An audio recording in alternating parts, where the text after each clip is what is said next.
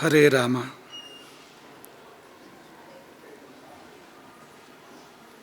ಗುರುಭ್ಯೋ ನಮಃ.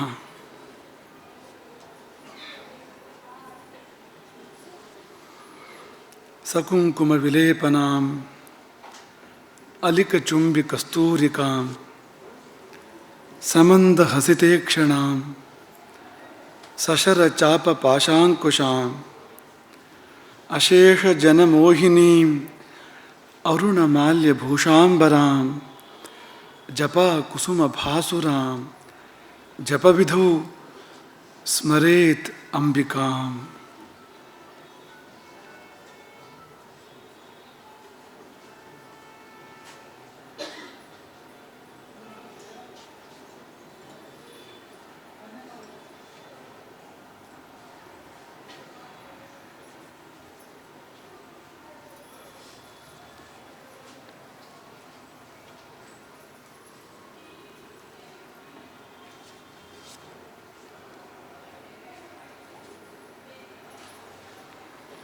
ಅತಿಮಧುರ ಚಾಪಹಸ್ತಾಂ ಅಪರಿಮಿತಾಮೋದಬಾಣ ಸೌಭಾಗ್ಯಾಂ ಅರುಣಾಂ ಅತಿಶಯ ಕರುಣಾಂ ಅಭಿನವ ಕುಲಸುಂದರೀಂ ವಂದೇ.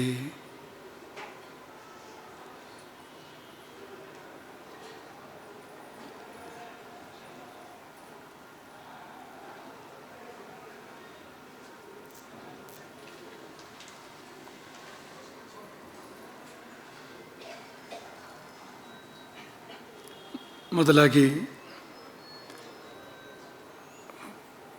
ಗುರುಪದದ್ವಂದ್ವಕ್ಕೆ ಆನಂದರಾಗೋಣ. ಗುರುವೇ ತಾಯಿ, ತಾಯಿಯೇ ಗುರು. ಯಾರಲ್ಲಿ ತಾಯ್ತನವಿಲ್ಲವೋ ಅವನು ಎಂದಿಗೂ ಗುರುವಾಗುವುದಕ್ಕೆ ಅರ್ಹನಲ್ಲ. ತಾಯ್ತನ ಬೇಕು ಮತ್ತು ವಿಮಲ ಜ್ಞಾನ ಬೇಕು, ಅಂಥವನು ಮಾತ್ರವೇ ಗುರು ಅಂತ ಅನಿಸ್ಕೊಳ್ತಾನೆ. ಹಾಗಾಗಿ ತಾಯ್ತನವನ್ನು ಮೆರೆಯುವಂಥ ಗುರು ಮತ್ತು ಗುರುವನ್ನು ಅನುಗ್ರಹಿಸುವಂಥ ತಾಯಿ. ಗುರು ದೊರೆಯಬೇಕು ಅಂದರೂ ಕೂಡ ತಾಯಿಯ ಕಾರುಣ್ಯ ಬೇಕು, ತಾಯಿಯ ಆಶೀರ್ವಾದ ಬೇಕು. ಆ ಎರಡು ತತ್ವಗಳನ್ನು ಮೊದಲಾಗಿ ಸ್ಮರಿಸ್ತೇವೆ.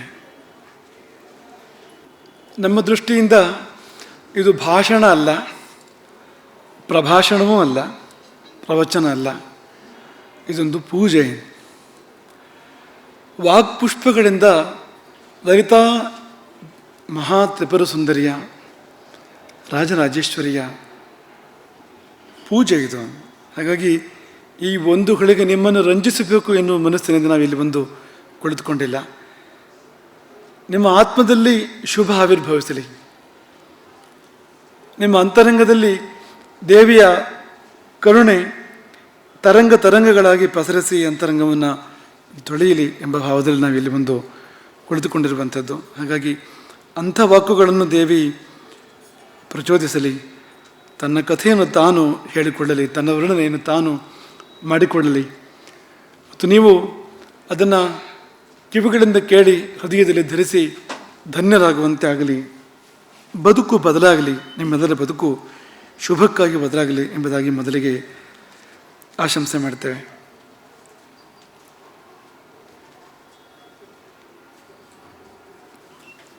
ಭಂಡಾಸುರನ ವಧೆಗಾಗಿ ದೇವಿ ಉದ್ಯುಕ್ತಳಾಗಿದ್ದಾಳೆ ಶ್ರೀಲಲಿತೆ. ಆ ತ್ರಿಪುರ ಸುಂದರಿ ಯುದ್ಧಕ್ಕೆ ಎದ್ದಾಗ ತಾನಾಗಿ ಯುದ್ಧ ಪರಿವಾರ ಆವಿರ್ಭಾವಗೊಂಡಿತು. ಆಕೆಯ ಆಯುಧಗಳಿಂದಲೇ ವೀರ ಸೇನಾನಿನಿಯರು ಆವಿರ್ಭವಿಸ್ತಾರೆ. ಆಕೆಯ ಅಂಕುಶದಿಂದ, ಲಲಿತಾದೇವಿಯ ಅಂಕುಶದಿಂದ ಸಂಪತ್ಕರಿ ದೇವಿಯ ಪ್ರಾದುರ್ಭಾವ, ಆಕೆ ಗಜಸೈನ್ಯದ ಒಡತಿ. ಆಕೆಯ ಕೈಯ ಪಾಶಾಯುಧದಿಂದ ಅಶ್ವಾರೂಢ ದೇವಿಯ ಆವಿರ್ಭಾವ, ಆಕೆ ಅಶ್ವಸೈನ್ಯದ ಒಡತಿ. ಅಪರಾಜಿತ ಎಂಬ ಅಶ್ವವನ್ನೇರಿ ಅಶ್ವಾರೂಢ ದೇವಿ ಮತ್ತು ರಣಕೋಲಾಹಲ ಎಂಬ ಮದ ಗಜವನ್ನೇರಿ ಸಂಪತ್ಕರಿ ದೇವಿ ತಮ್ಮ ತಮ್ಮ ಸೈನ್ಯದೊಡಗೂಡಿ ಯುದ್ಧಕ್ಕೋಸ್ಕರವಾಗಿ ಮುಂದುವರೆದಿದ್ದಾರೆ. ಅವರ ಹಿಂದಿನಿಂದ ದಂಡನಾಥ ದೇವಿ ಆಕೆಗೆ ಬಹಳ ದೊಡ್ಡ ಪಾತ್ರ ಇದೆ. ಈ ಲಲಿತಾ ಸಾಮ್ರಾಜ್ಯದಲ್ಲಿ ನಿನ್ನೆಯೇ ನಾವು ಹೇಳಿದ ಹಾಗೆ 3ನೇ ಸ್ಥಾನ ಆಕೆಯದ್ದು ಬರುವಂಥದ್ದು. ಸರ್ವ ಸೈನ್ಯಾಧಿಪತ್ಯ ಆ ವಾರಾಹಿ ದಂಡನಾಥ ದೇವಿಯದ್ದು. ನಿನ್ನೆಯೇ ಹೇಳಿದ ಹಾಗೆ ಅಲ್ಲಿ ಅದೊಂದು ಮಾತೃ ಸಾಮ್ರಾಜ್ಯ. ಅದು ಲಲಿತಾ ಸಾಮ್ರಾಜ್ಯ ಎಂಥದ್ದು ಅಂದರೆ ಅಲ್ಲಿ ಮಂತ್ರಿ ಪದವಿ ಇರ್ಬೋದು, ಸೇನಾಪತಿ ಪದವಿ ಇರ್ಬೋದು, ಅಥವಾ ಸೈನಿಕರಿರ್ಬೋದು, ಇನ್ನಿತರ ಅಧಿಕಾರಿಗಳಿರ್ಬೋದು, ಅವರೆಲ್ಲ ಸ್ತ್ರೀಯರೇ, ಎಲ್ಲ ಶಕ್ತಿಗಳೇ ಸಾಮಾನ್ಯವಾಗಿ. ಯಾಕೆಂದರೆ ಶಕ್ತಿ ಪ್ರಾಧಾನ್ಯ ಇರತಕ್ಕಂಥ ಶಕ್ತಿ ಸಾಮ್ರಾಜ್ಯ ಅಂತಲೇ ಕರೆದಿದ್ದಾರೆ ಅದನ್ನು. ಲಲಿತೋಪಾಖ್ಯಾನ ಆಕೆಯ ಸಾಮ್ರಾಜ್ಯವನ್ನು ಶಕ್ತಿ ಸಾಮ್ರಾಜ್ಯ ಎಂಬುದಾಗಿ ಕರೆದಿದೆ. ಶಕ್ತಿ ಎಂಬ ಶಬ್ದ ಸ್ತ್ರೀಯರಿಗೆ ಸಲ್ಲುವಂಥದ್ದು. ಮೇಲ್ನೋಟಕ್ಕೆ ಗಂಡಸರಿಗೆ ಶಕ್ತಿ ಜಾಸ್ತಿ ಇರ್ತದೆ ಅಲ್ವಾ? ಮೇಲ್ನೋಟಕ್ಕೆ ನಾವು ಹೇಳಿದ್ರೆ ಸೂಕ್ಷ್ಮವಾಗಿ ತಗೊಳ್ಬೇಕು. ನೀವು ಸ್ಥೂಲ ದೃಷ್ಟಿಯಿಂದ ನೋಡಿದರೆ ಗಂಡಸರಿಗೆ ಶಕ್ತಿ ಜಾಸ್ತಿ ಅಂತ. ಆದರೆ ಶಕ್ತಿ ಯಾರು ನಿಜವಾಗಿ ಅಂದರೆ ಅದು ಸ್ತ್ರೀಯೇ. ಹಾಗಾಗಿ ಆಧುನಿಕರ ಒಂದು ಗಾದೆಯು ಕೂಡ ಬಂದ್ಬಿಟ್ಟಿದೆ. ಪ್ರತಿಯೊಬ್ಬ ಪುರುಷನ ಯಶಸ್ಸಿನ ಹಿಂದೆ ಒಬ್ಬಳು ಶಕ್ತಿ ಇರ್ತಾಳೆ, ಒಂದು ಮಹಿಳೆ ಇರ್ತಾಳೆ ಅಂತ. ಆ ಮಹಿಳೆ ಯಾಕೆ ಅಂದರೆ ಅವಳು ಶಕ್ತಿ ಕೊಡುವಂಥದ್ದು ಅಂತ. ನಿಜವಾದ ಶಕ್ತಿ ಅಂದರೆ ಅದು ಸ್ತ್ರೀಯೇ ಹೌದು ಎಂಬುದಕ್ಕೆ ಪ್ರತೀಕವಾಗಿ ಅಲ್ಲಿ ಎಲ್ಲ ಸಾಮಾನ್ಯ ಸೈನಿಕರಿಂದ ಆರಂಭ ಮಾಡಿ ಸೇನಾನಿನಿಯರು ಮತ್ತು ದಂಡನಾಥೆ ಎಲ್ಲರೂ ಕೂಡ ಸ್ತ್ರೀಯರೇ. ದಂಡನಾಥ ದೇವಿಯ ವರ್ಣನೆ ನಿನ್ನೆ ಮಾಡಿದೆ. ವರಾಹ ಮುಖದ ದೇವಿ, ಆಕೆಗೆ 3 ವಾಹನಗಳು. ಒಂದು ರಥ, ಅದನ್ನು ಕಿರಿಚಕ್ರ ರಥ ಅಂತ ಕರೀತಾರೆ ಆ ರಥವನ್ನು, ಅದ್ಭುತವಾಗಿರುವಂಥ ಒಂದು ರಥ ಅದು. ಇನ್ನೊಂದು ಸಿಂಹ, ಅದಕ್ಕೆ ವಜ್ರಘೋಷ ಅಂತ ಹೆಸರು. ಮತ್ತೊಂದು ಮಹೇಶ ಮುಂದಕ್ಕೆ ಬರ್ತದೆ ಅದರ ವಿಷಯ. ಹೀಗೆ ಮುಬ್ಬಗಿಯ ವಾಹನಗಳನ್ನು ಕೊಟ್ಟಿರ್ತಕ್ಕಂಥ ಅದ್ಭುತ ಸಾಮರ್ಥ್ಯ ಸಂಪನ್ನೆಯಾಗಿರ್ತಕ್ಕಂಥ ದಂಡನಾಥ ದೇವಿ. ಅರಿಘ್ನಿ ಅವಳ ಒಂದು ಹೆಸರೇ ಅದು, ಶತ್ರುಗಳನ್ನು ಸಂಹಾರ ಮಾಡ್ತಕ್ಕಂಥವಳು ಅಂತ. ಹಾಗಾಗಿ ಯಾರು ಆಕೆಯನ್ನು ಭಜಿಸ್ತಾರೋ ಅವರು ಅಜಾತ ಶತ್ರುಗಳಾಗ್ತಾರೆ, ಅಶತ್ರುಗಳಾಗ್ತಾರೆ. ಅಜಾತ ಶತ್ರು ಅಂದರೆ ಶತ್ರು ಹುಟ್ಟಲೇ ಇಲ್ಲ ಅಂತ. ಅದು ಬಹಳ ಕಷ್ಟ ಈ ಲೋಕದಲ್ಲಿ. ನಾವು ಒಳ್ಳೆಯವರಾದರೂ ಕೂಡ ನಮಗೆ ಯಾರು ಶತ್ರುತ್ವ ಬೇಕು ಅಂತ ಇಲ್ಲದೇ ಇದ್ರೂ ಕೂಡ ಏರ್ಪಡ್ತದೆ. ಧರ್ಮರಾಜನಿಗೆ ಅಜಾತ ಶತ್ರು ಅಂತ ಹೆಸರು. ಆದರೆ ಮಹಾಭಾರತ ಯುದ್ಧ ಅವನ ಸಲುವಾಗಿ ನಡೀತು ಅಂತ. ದೊಡ್ಡ ಪ್ರಮಾಣದ ಜನನಾಶ ಅವತ್ತಿನ ಕಾಲದಲ್ಲಿ ನಡೀತಲ್ಲ. ಯಾರಪ್ಪ ಅಂದರೆ ಅದ್ರ ಕೇಂದ್ರ ಬಿಂದು ಅಜಾತ ಶತ್ರು. ಅವನಿಗೆ ರಾಜ್ಯ ಬರಬೇಕು, ಅಜಾತ ಶತ್ರುವಿಗೆ ರಾಜ್ಯ ಬರಬೇಕು ಅಂತ ಅವನಪೇಕ್ಷೆ ಪಟ್ಟಿದ್ದಲ್ಲ, ಅವತ್ತಿನ ಕಾಲದ ಪ್ರಪಂಚವೇ ಅಪೇಕ್ಷೆ ಪಟ್ಟಿತ್ತು. ಯಾಕೆಂದರೆ ಧರ್ಮರಾಜ್ಯ ಆಗಬೇಕು ಹೊರತು ದುರ್ಯೋಧನ ರಾಜ್ಯ ಆಗಬಾರ್ದು ಎಂಬ ಭಾವನೆಯಿಂದಾಗಿ, ಅದಕ್ಕಾಗಿ ನ್ಯಾಯಪ್ರಾಪ್ತವಾದ ರಾಜ್ಯಕ್ಕೋಸ್ಕರವಾಗಿ ಯುದ್ಧ ಮಾಡಬೇಕಾಯ್ತು ನೋಡಿ. ಹಾಗಾಗಿ ಅಜಾತ ಶತ್ರು ಅನ್ನೋ ಶಬ್ದ ಬಹಳ ಕಷ್ಟ ಈ ಲೋಕದಲ್ಲಿ.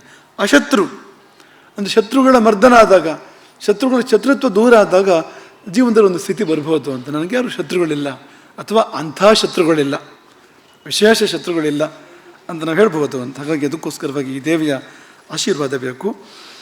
ಇವರೆಲ್ಲರ ಬಳಿಕ ಆ ಸಾಮ್ರಾಜ್ಯದಲ್ಲಿ 2ನೇ ಸ್ಥಾನದಲ್ಲಿರ್ತಕ್ಕಂಥ ಮಂತ್ರಿಣಿ ಎಂಬ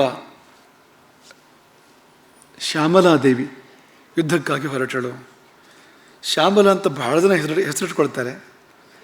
ಆದರೆ ಒಬ್ಬರಿಗಾದರೂ ಯಾರು ಶ್ಯಾಮಲ ಅಂದರೆ ಅವಳು ಹೇಗಿದ್ದಾಳೆ, ಅವಳ ಕಾರ್ಯವೈಭವ ಏನು ಅಂತ ಯಾರಿಗಾದರೂ ಗೊತ್ತಿದೆ ಅಂದರೆ ನಾವೇನು ನೋಡಲಿಲ್ಲ ಅಂತ.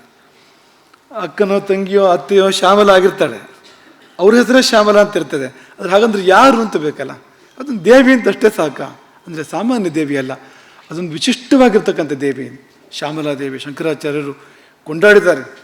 ನಿನ್ನೆ ಹೇಳಿದಾಗ ಶ್ಯಾಮಲಾ ನವರತ್ನ ಮಾಲಿಕಾ ಅಂತ 9 ಶ್ಲೋಕಗಳಿಂದ ತುಂಬ ಸುಂದರವಾಗಿ ಆ ದೇವಿಯನ್ನು ಶಂಕರಾಚಾರ್ಯರು ವರ್ಣನೆ ಮಾಡಿದ್ದಾರೆ.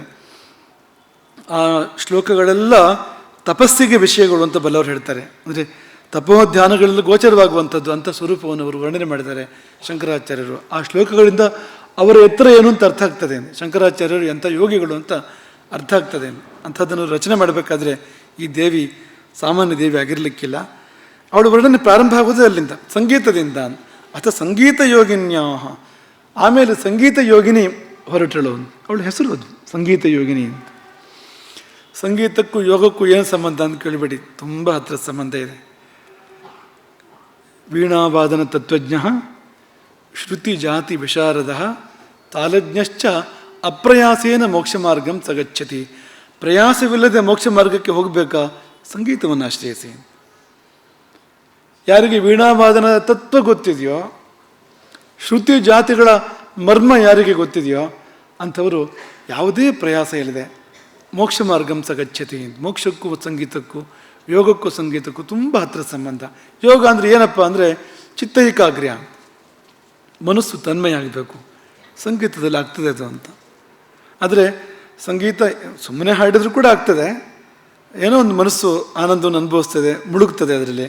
ಆದರೆ ಸಂಗೀತದ ಮರ್ಮ ಗೊತ್ತಿದ್ದು ಹಾಡಿದರೆ ಅದು ಯೋಗಕ್ಕೆ ನಮ್ಮನ್ನು ಕರ್ಕೊಂಡು ಹೋಗ್ತದೆ ಎಂಬುದಾಗಿ ಬಲ್ಲವರು ಹೇಳ್ತಾರೆ. ಮರ್ಮ ಗೊತ್ತಿದ್ದು ಹಾಡಿದರೆ ರೋಗಗಳನ್ನು ಅದು ಗುಣಪಡಿಸ್ತದೆ ಎಂಬುದಾಗಿ ಕೂಡ ಬಲ್ಲವರು ಹೇಳೋದುಂಟು. ಪರಂಪರೆಯಲ್ಲೂ ಕೂಡ ಉಂಟು ಅದು. ಅವಳು ಸಂಗೀತ ಯೋಗಿನಿ. ಅವಳನ್ನು ಮಂತ್ರಿ ರಾಜ್ಞಿ ಅಂತ ಕರೀತಾರೆ. ಅವಳ ಲಲಿತಾದೇವಿಯ ಮಂತ್ರಿಗಳೆಷ್ಟೋ ಅವರೆಲ್ಲರ ಶಿರಸ್ಸಲ್ಲಿರತಕ್ಕಂಥ ಮಂತ್ರಿ ಇವಳು, ಪ್ರಧಾನ ಮಂತ್ರಿಣಿ ಅವಳು ಅಂತ. ಹಾಗಾಗಿ ಮಂತ್ರಿ ರಾಜ್ಞಿ ಪದಸ್ಪೃಶಃ. ಅವಳು ಹೊರಟಳು ಎನ್ನುವುದಕ್ಕೆ ಸೂಚಕವಾಗಿ ದಿವಿಯಲ್ಲಿ ಆಗಸದಲ್ಲಿ ಕಹಳಿಯ ಶಬ್ದ ಕೇಳಿ ಬಂತು. ಅವಳ ಪರಿವಾರ ಅದು ಶೃಂಗಾರಮಯ ಮತ್ತು ನಾದಮಯ. ಯುದ್ಧಕ್ಕೆ ಹೊರಟವರಂತೆ ಕಾಣ್ತಾ ಇರಲಿಲ್ಲ ನೋಡಿದರೆ ಅಂತ. ಅವಳ ಸೈನ್ಯ ನೋಡಿದರೆ ಈ ಮದುವೆ ದಿಬ್ಬಣ ಹೊರಟಾಗಿತ್ತು ಅಂತ. ಯಾಕೆಂದ್ರೆ ಅಷ್ಟು ಎಲ್ಲರೂ ಕೂಡ ಸರ್ವಾಲಂಕಾರ ಭೂಷಿತಿಯರಾಗಿದ್ದಾರೆ ಅಂತ. ಹಾಗಿಲ್ಲದ ಅಭ್ಯಾಸವೇ ಇಲ್ಲ ಅವರಿಗೆ. ಶೃಂಗಾರ ರಸವನ್ನು ನುಡಿದು ಯುದ್ಧವನ್ನು ಮಾಡಲಿಕ್ಕೂ ಕೂಡ ಗೊತ್ತಿಲ್ಲ ಅವರಿಗೆ ಅಂಥವ್ರವರು ಅಂತ. ಹಾಗಾಗಿ ಶೃಂಗಾರಪ್ರಾಯ ಭೂಷಣ, ಶೃಂಗಾರವೇ ಅಧಿಕವಾಗಿ ಉಳ್ಳಂತಹ ಭೂಷಣಗಳನ್ನು ತೊಟ್ಟಿರ್ತಕ್ಕಂಥ ಶ್ಯಾಮಲೆಯ ಸೈನಿಕರು. ಯಾಕೆ ಶ್ಯಾಮಲೆ ಅಂತ ಹೆಸರು ಅಂದರೆ ಅವಳು ಮಾತ್ರವಲ್ಲ, ಅವಳು ಇಡೀ ಸೈನ್ಯವೇ ಆ ವರ್ಣದ್ದು. ಯಾವ ವರ್ಣ ಅಂದರೆ ಶಾದ್ವಲ ಶ್ಯಾಮಲ ತ್ವಶಾಂ. ಶಾದ್ವಲ ಅಂದರೆ ಎಳೆ ಹುಲ್ಲು, ಎಳೆ ಹುಲ್ಲಿನ ಹಸಿರು ಬಣ್ಣ ಅವರಿದ್ದು ಅಂತ. ಕೆಲವೊಮ್ಮೆ ಘನಶ್ಯಾಮ ಅಂತಲೂ ಕರೀತಾರೆ ಶ್ಯಾಮಲಾದೇವಿಯನ್ನು. ಘನಶ್ಯಾಮ ಅಂದರೆ ಮಳೆಗಾಲದ ಮೋಡದಂತೆ ಆ ಬಣ್ಣ, ಎಣ್ಣೆಗಪ್ಪು ತಿಳಿಗಪ್ಪು ಬಣ್ಣ ಅಂತಲೂ ಕೂಡ ಹೇಳ್ತಾರೆ. ಅಥವಾ ಹಸಿರು ಬಣ್ಣವನ್ನು ಕೂಡ ನಿರೂಪಣೆ ಮಾಡೋದುಂಟು. ಇಲ್ಲಿ ಅಂತೂ ಶಾದ್ವಲ ಶ್ಯಾಮಲ ತ್ವಶಾಂ. ಶಾದ್ವಲ ಅಂದರೆ ಎಳೆ ಹುಲ್ಲಿನ ಬಣ್ಣದವರು ಅವರೆಲ್ಲರೂ ಕೂಡ. ಎಲ್ಲರ ಕೈಯಲ್ಲಿ ವೀಣೆ, ವೀಣಾ ಸನಾಥ ಪಾಣೀನ, ವೀಣೆ ಹಿಡಿದು ಯುದ್ಧ ಮಾಡ್ತಕ್ಕಂಥವರು. ಹೇಗಪ್ಪ ಯುದ್ಧ ಮಾಡ್ತಾರೆ ಅವರು? ಅಂತಹ ಶಕ್ತಿಯರ ದೊಡ್ಡ ಸೈನ್ಯ ಹೊರಟಿತು. ಹೇಗಪ್ಪ ಹೊರಟಿದ್ದು ಅಂದರೆ ಹಾಡ್ತಾ ಕುಣಿತಾ ಹೋದ್ರಂತೆ ಎಲ್ಲ. ಕಾಶ್ಚಿತ್ ಗಾಯಂತಿ ನೃತ್ಯಂತಿ ಮತ್ತ ಕೋಕಿಲ ನಿಸ್ವನಾಹ. ಮದವೇರಿದ ಕೋಗಿಲೆಯ ಸ್ವರವನ್ನು ಹೋಲುವಂಥ ಮಧುರವಾದ ಸ್ವರವುಳ್ಳ ಆ ದೇವಿಯರು ಹಾಡ್ತಾ ಕುಣಿತಾ ಅಂತ ಅವರಿಗೊಂದು ಸಂಭ್ರಮ. ಅದೊಂದು ಸಂತೋಷ. ಮುಂದೆ ಪ್ರಪಂಚಕ್ಕೆ ತುಂಬ ಶುಭ ಆಗಲಿಕ್ಕಿದೆ. ಮತ್ತು ಈ ದೇವಿ ಪ್ರಕಟಣಾಗಿದ್ದಾಳಲ್ಲ, ಅದೇ ಅವರಿಗೆ ಸಂಭ್ರಮ ಅಂತ. ಸಾಮ್ರಾಜ್ಯದ ಒಳಗೆ ಇದ್ದವಳು ಅವಳು ಎದ್ದು ಹೊರಗೆ ಬಂದಿದ್ದಾಳೆ ನೋಡಿ. ಇಡೀ ಪ್ರಪಂಚಕ್ಕೆ ಅವಳ ಪರಿಚಯ ಆಗ್ತದೆ ಇನ್ನು ಮುಂದೆ. ಅದೆಷ್ಟೋ ಕೋಟ್ಯಂತರ ಜೀವಗಳು ಉದ್ಧಾರ ಆಗ್ತವೆ. ಅವಳ ಹೆಸರು ಅವರ ಕಿವಿಯಲ್ಲಿ ಬಿದ್ದ ಕಾರಣಕ್ಕೆ ಉದ್ಧಾರ ಆಗ್ತವೆ ಅನ್ನುವಾಗ ಸಂತೋಷವನ್ನು ಆಚರಣೆ ಮಾಡಬೇಕು ಅಂತ. ಹಾಗಾಗಿ ಮತ್ತೆ ಕೋಕಿಲ ನಿಸ್ವನಾಹ. ಈ ದೇವಿಯರು ಹೇಗೆ ಅಂದರೆ ಸದಾ ಮಧುಪಾನ ರತರು ಅಂತ. ಮಧುಪಾನ ಮಾಡ್ತಾರೆ ಯಾವಾಗಲೂ ಕೂಡ ಅಂತ.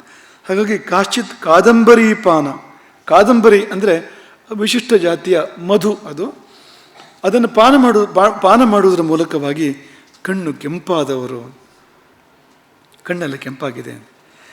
ಈ ಮಧ್ಯೆ ಎಲ್ಲವೂ ನಿಷಿದ್ಧ ಅಂತಲ್ಲ. ಯಾವುದು ನಮ್ಮನ್ನು ಹಾಳು ಮಾಡ್ತದೋ ಅಂಥ ಮದ್ಯ ನಿಷಿದ್ಧ ಅಂತ. ನಮ್ಮಲ್ಲಿ ಪರಂಪರೆಯಲ್ಲಿ ಮಧು ಎನ್ನುವಾಗ ಅದರಲ್ಲಿ ಶುಭ ಅಶುಭ ಎರಡೂ ಇದೆ. ಈ ವೀರರು ಯುದ್ಧಕ್ಕೆ ಹೊರಡುವಾಗ ಪಾನ ಬೇಕಾಗಿರ್ತಕ್ಕಂಥ ಮಧು ಇದೆ. ವೀರಪಾಣ ಅಂತ ಕರೀತಾರೆ. ಅದು ವರ್ಜ್ಯ ಅಲ್ಲ, ನಿಷಿದ್ಧ ಅಲ್ಲ.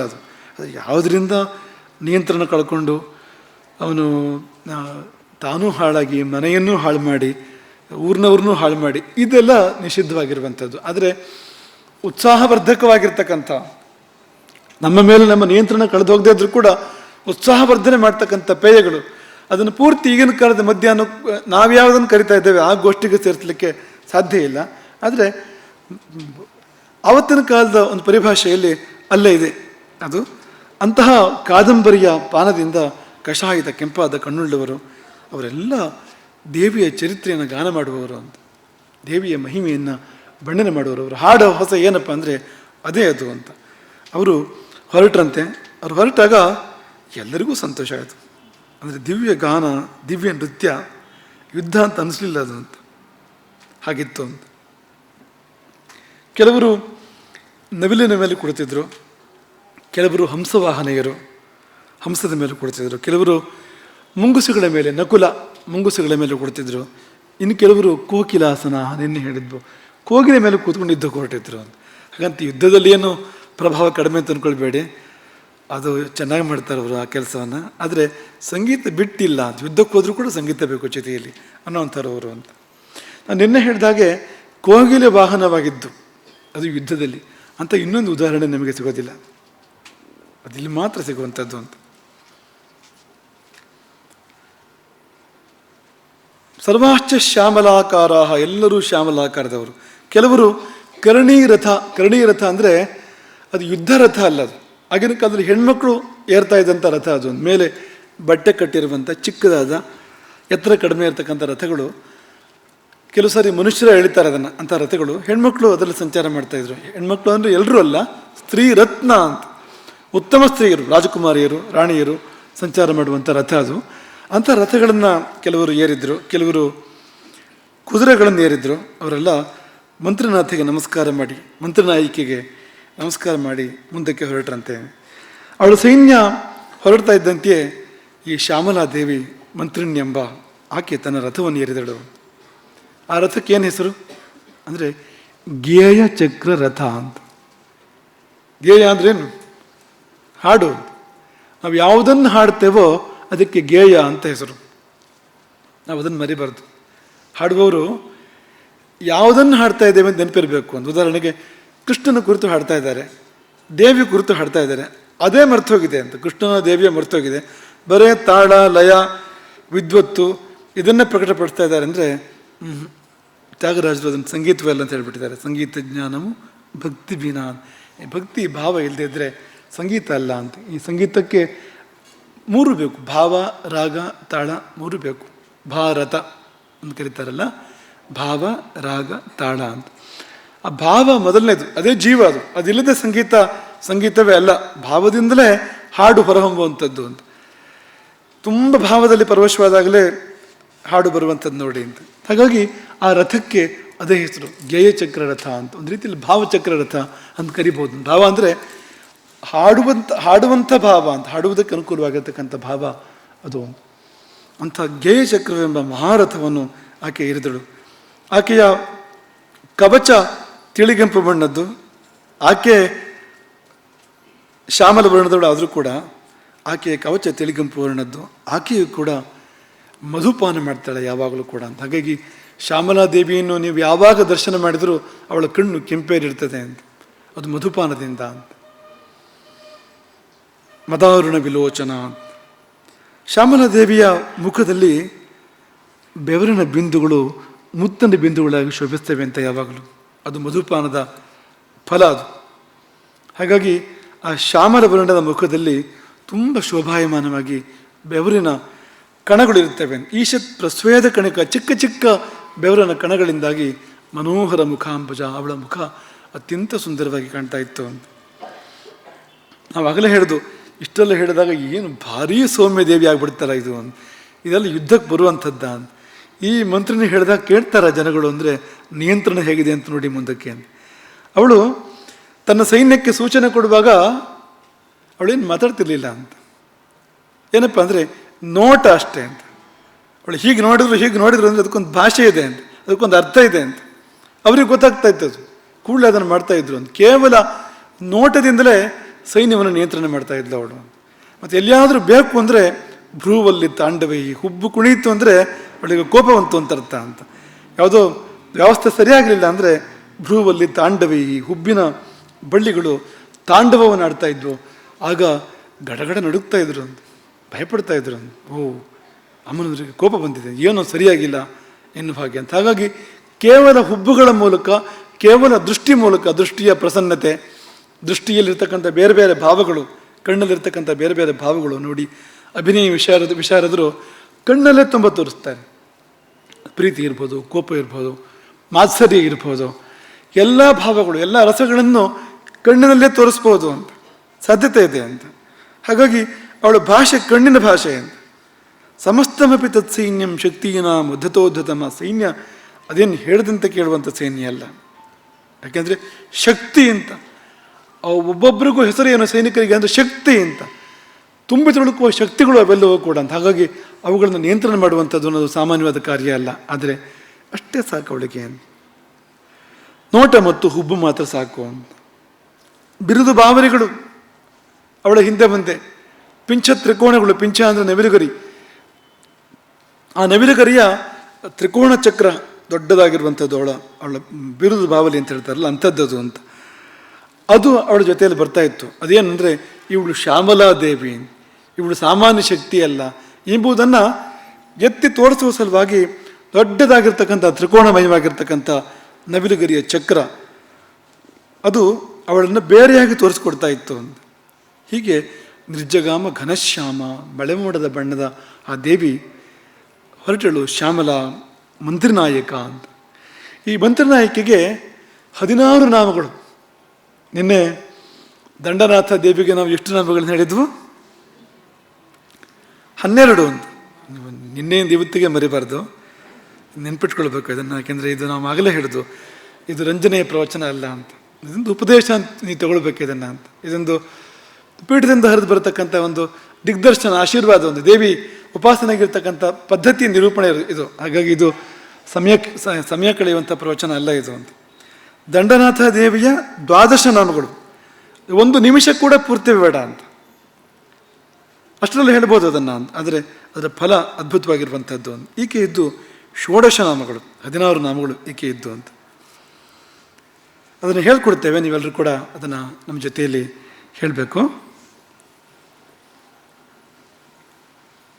ಭಕ್ತಿ ಭಾವದಲ್ಲಿ ಹೇಳಿ ನೇರವಾಗಿ ಕೂತ್ಕೊಳ್ಳಿ. ಇದೆಲ್ಲ ಮಂತ್ರ ರೂಪ ಇದು, ಯಾಕೆಂದರೆ ಇದು ನಮ್ಮ ಉದ್ಧಾರಕ್ಕೆ ಕಾರಣ ಆಗುವಂಥದ್ದು.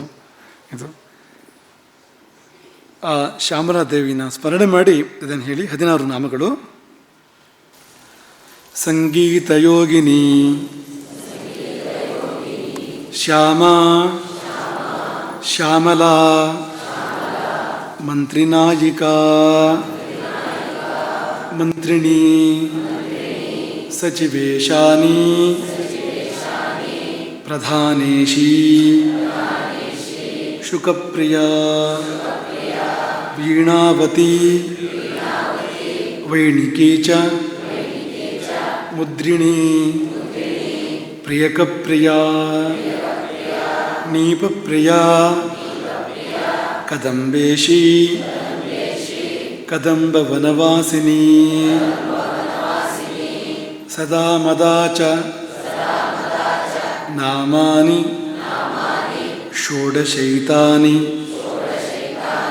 ಕುಂಭಜ. ಕುಂಭ ಸಂಭವ ಅಗಸ್ತ್ಯರಿಗೆ ಹಯಗ್ರೀವ ಹೇಳಿರತಕ್ಕಂಥ 16 ನಾಮಗಳಿವು, ಶ್ಯಾಮಲಾದೇವಿಯ ನಾಮಗಳು. ಈ 16 ನಾಮಗಳನ್ನು ಒಂದೇ ಒಂದು ಬಾರಿ ತುಂಬು ಭಕ್ತಿಯಿಂದ ಅದನ್ನು ಹೇಗೆ ಉಚ್ಚರಿಸಬೇಕು ಹಾಗೆ, ಅಕ್ಷರಗಳು ಯಾವ ಸ್ಥಾನದಲ್ಲಿ ಹೇಗೆ ಉಚ್ಚಾರ ಆಗಬೇಕು ಹಾಗೆ ಉಚ್ಚಾರ ಆಗಬೇಕು. ಆ ರೀತಿಯಲ್ಲಿ ಅದನ್ನು ಉಚ್ಚಾರ ಮಾಡಿದ್ದೇ ಹೋದಾದರೆ ಎಲ್ಲವೂ ಅವನವಶ ಅಂತ, ಎಲ್ಲವೂ ಅವನವಶ. ಈ ದೇವಿಯ ವೈಶಿಷ್ಟ್ಯ ನಿಯಂತ್ರಣ ಅಂತ, ಆಕೆ ನಿಯಂತ್ರಣವನ್ನು ಕೊಡ್ತಾಳೆ. ಹಾಗಾಗಿ ಮೊದಲನೇದಾಗಿ ನೀವು ನಿಮ್ಮ ವಶದಲ್ಲಿರಬೇಕು ಅಲ್ವಾ? ಅದೇ ಇಲ್ಲ ಈಗ. ನಿಮ್ಮ ಮನಸ್ಸು ನಿಮ್ಮ ವಶದಲ್ಲಿದೆಯಾ? ನಿಮ್ಮ ದೇಹ ನಿಮ್ಮ ವಶದಲ್ಲಿದೆಯಾ? 1 ಗಂಟೆ ಹೀಗೆ ಕೂತ್ಕೊಳ್ಳಿ ಅಂದರೆ ಕಷ್ಟ ಆಗ್ತದೆ ನಿಮಗೆ. ದೇಹ ನಿಮ್ಮ ವಶದಲ್ಲಿ ಎದ್ದು ಹೋಗು ಅಂತ ಹೇಳ್ತದೆ ದೇಹ ಅಂತ. ಅರ್ಧ ಗಂಟೆ ಅಲ್ಲ, 1/4 ಗಂಟೆಗೆ ಎದ್ದು ಹೋಗು ಅಂತ ಹೇಳ್ತದೆ ನೋಡಿ. ಮೊದಲು ನಾವು ನಮ್ಮ ವಶದಲ್ಲಿ ಇರಬೇಕು, ನಮ್ಮ ಮನಸ್ಸು, ನಮ್ಮ ಕಣ್ಣು ಕಿವಿ ನಮ್ಮ ವಶದಲ್ಲಿ ಇರಬೇಕು. ಆಮೇಲೆ ನಮ್ಮ ಕುಟುಂಬ, ಪರಿವಾರ, ನಮ್ಮ ಊರು, ಸಮಾಜ, ರಾಜ್ಯ, ದೇಶ ವ್ಯಾಪ್ತಿ ಎಲ್ಲಿವರೆಗಿದೆ ಅಂದರೆ ತ್ರೈಲೋಕ್ಯಮಖಿಲಂ, 3 ಲೋಕವನ್ನು ಕೂಡ ವಶ ಮಾಡಬಹುದು.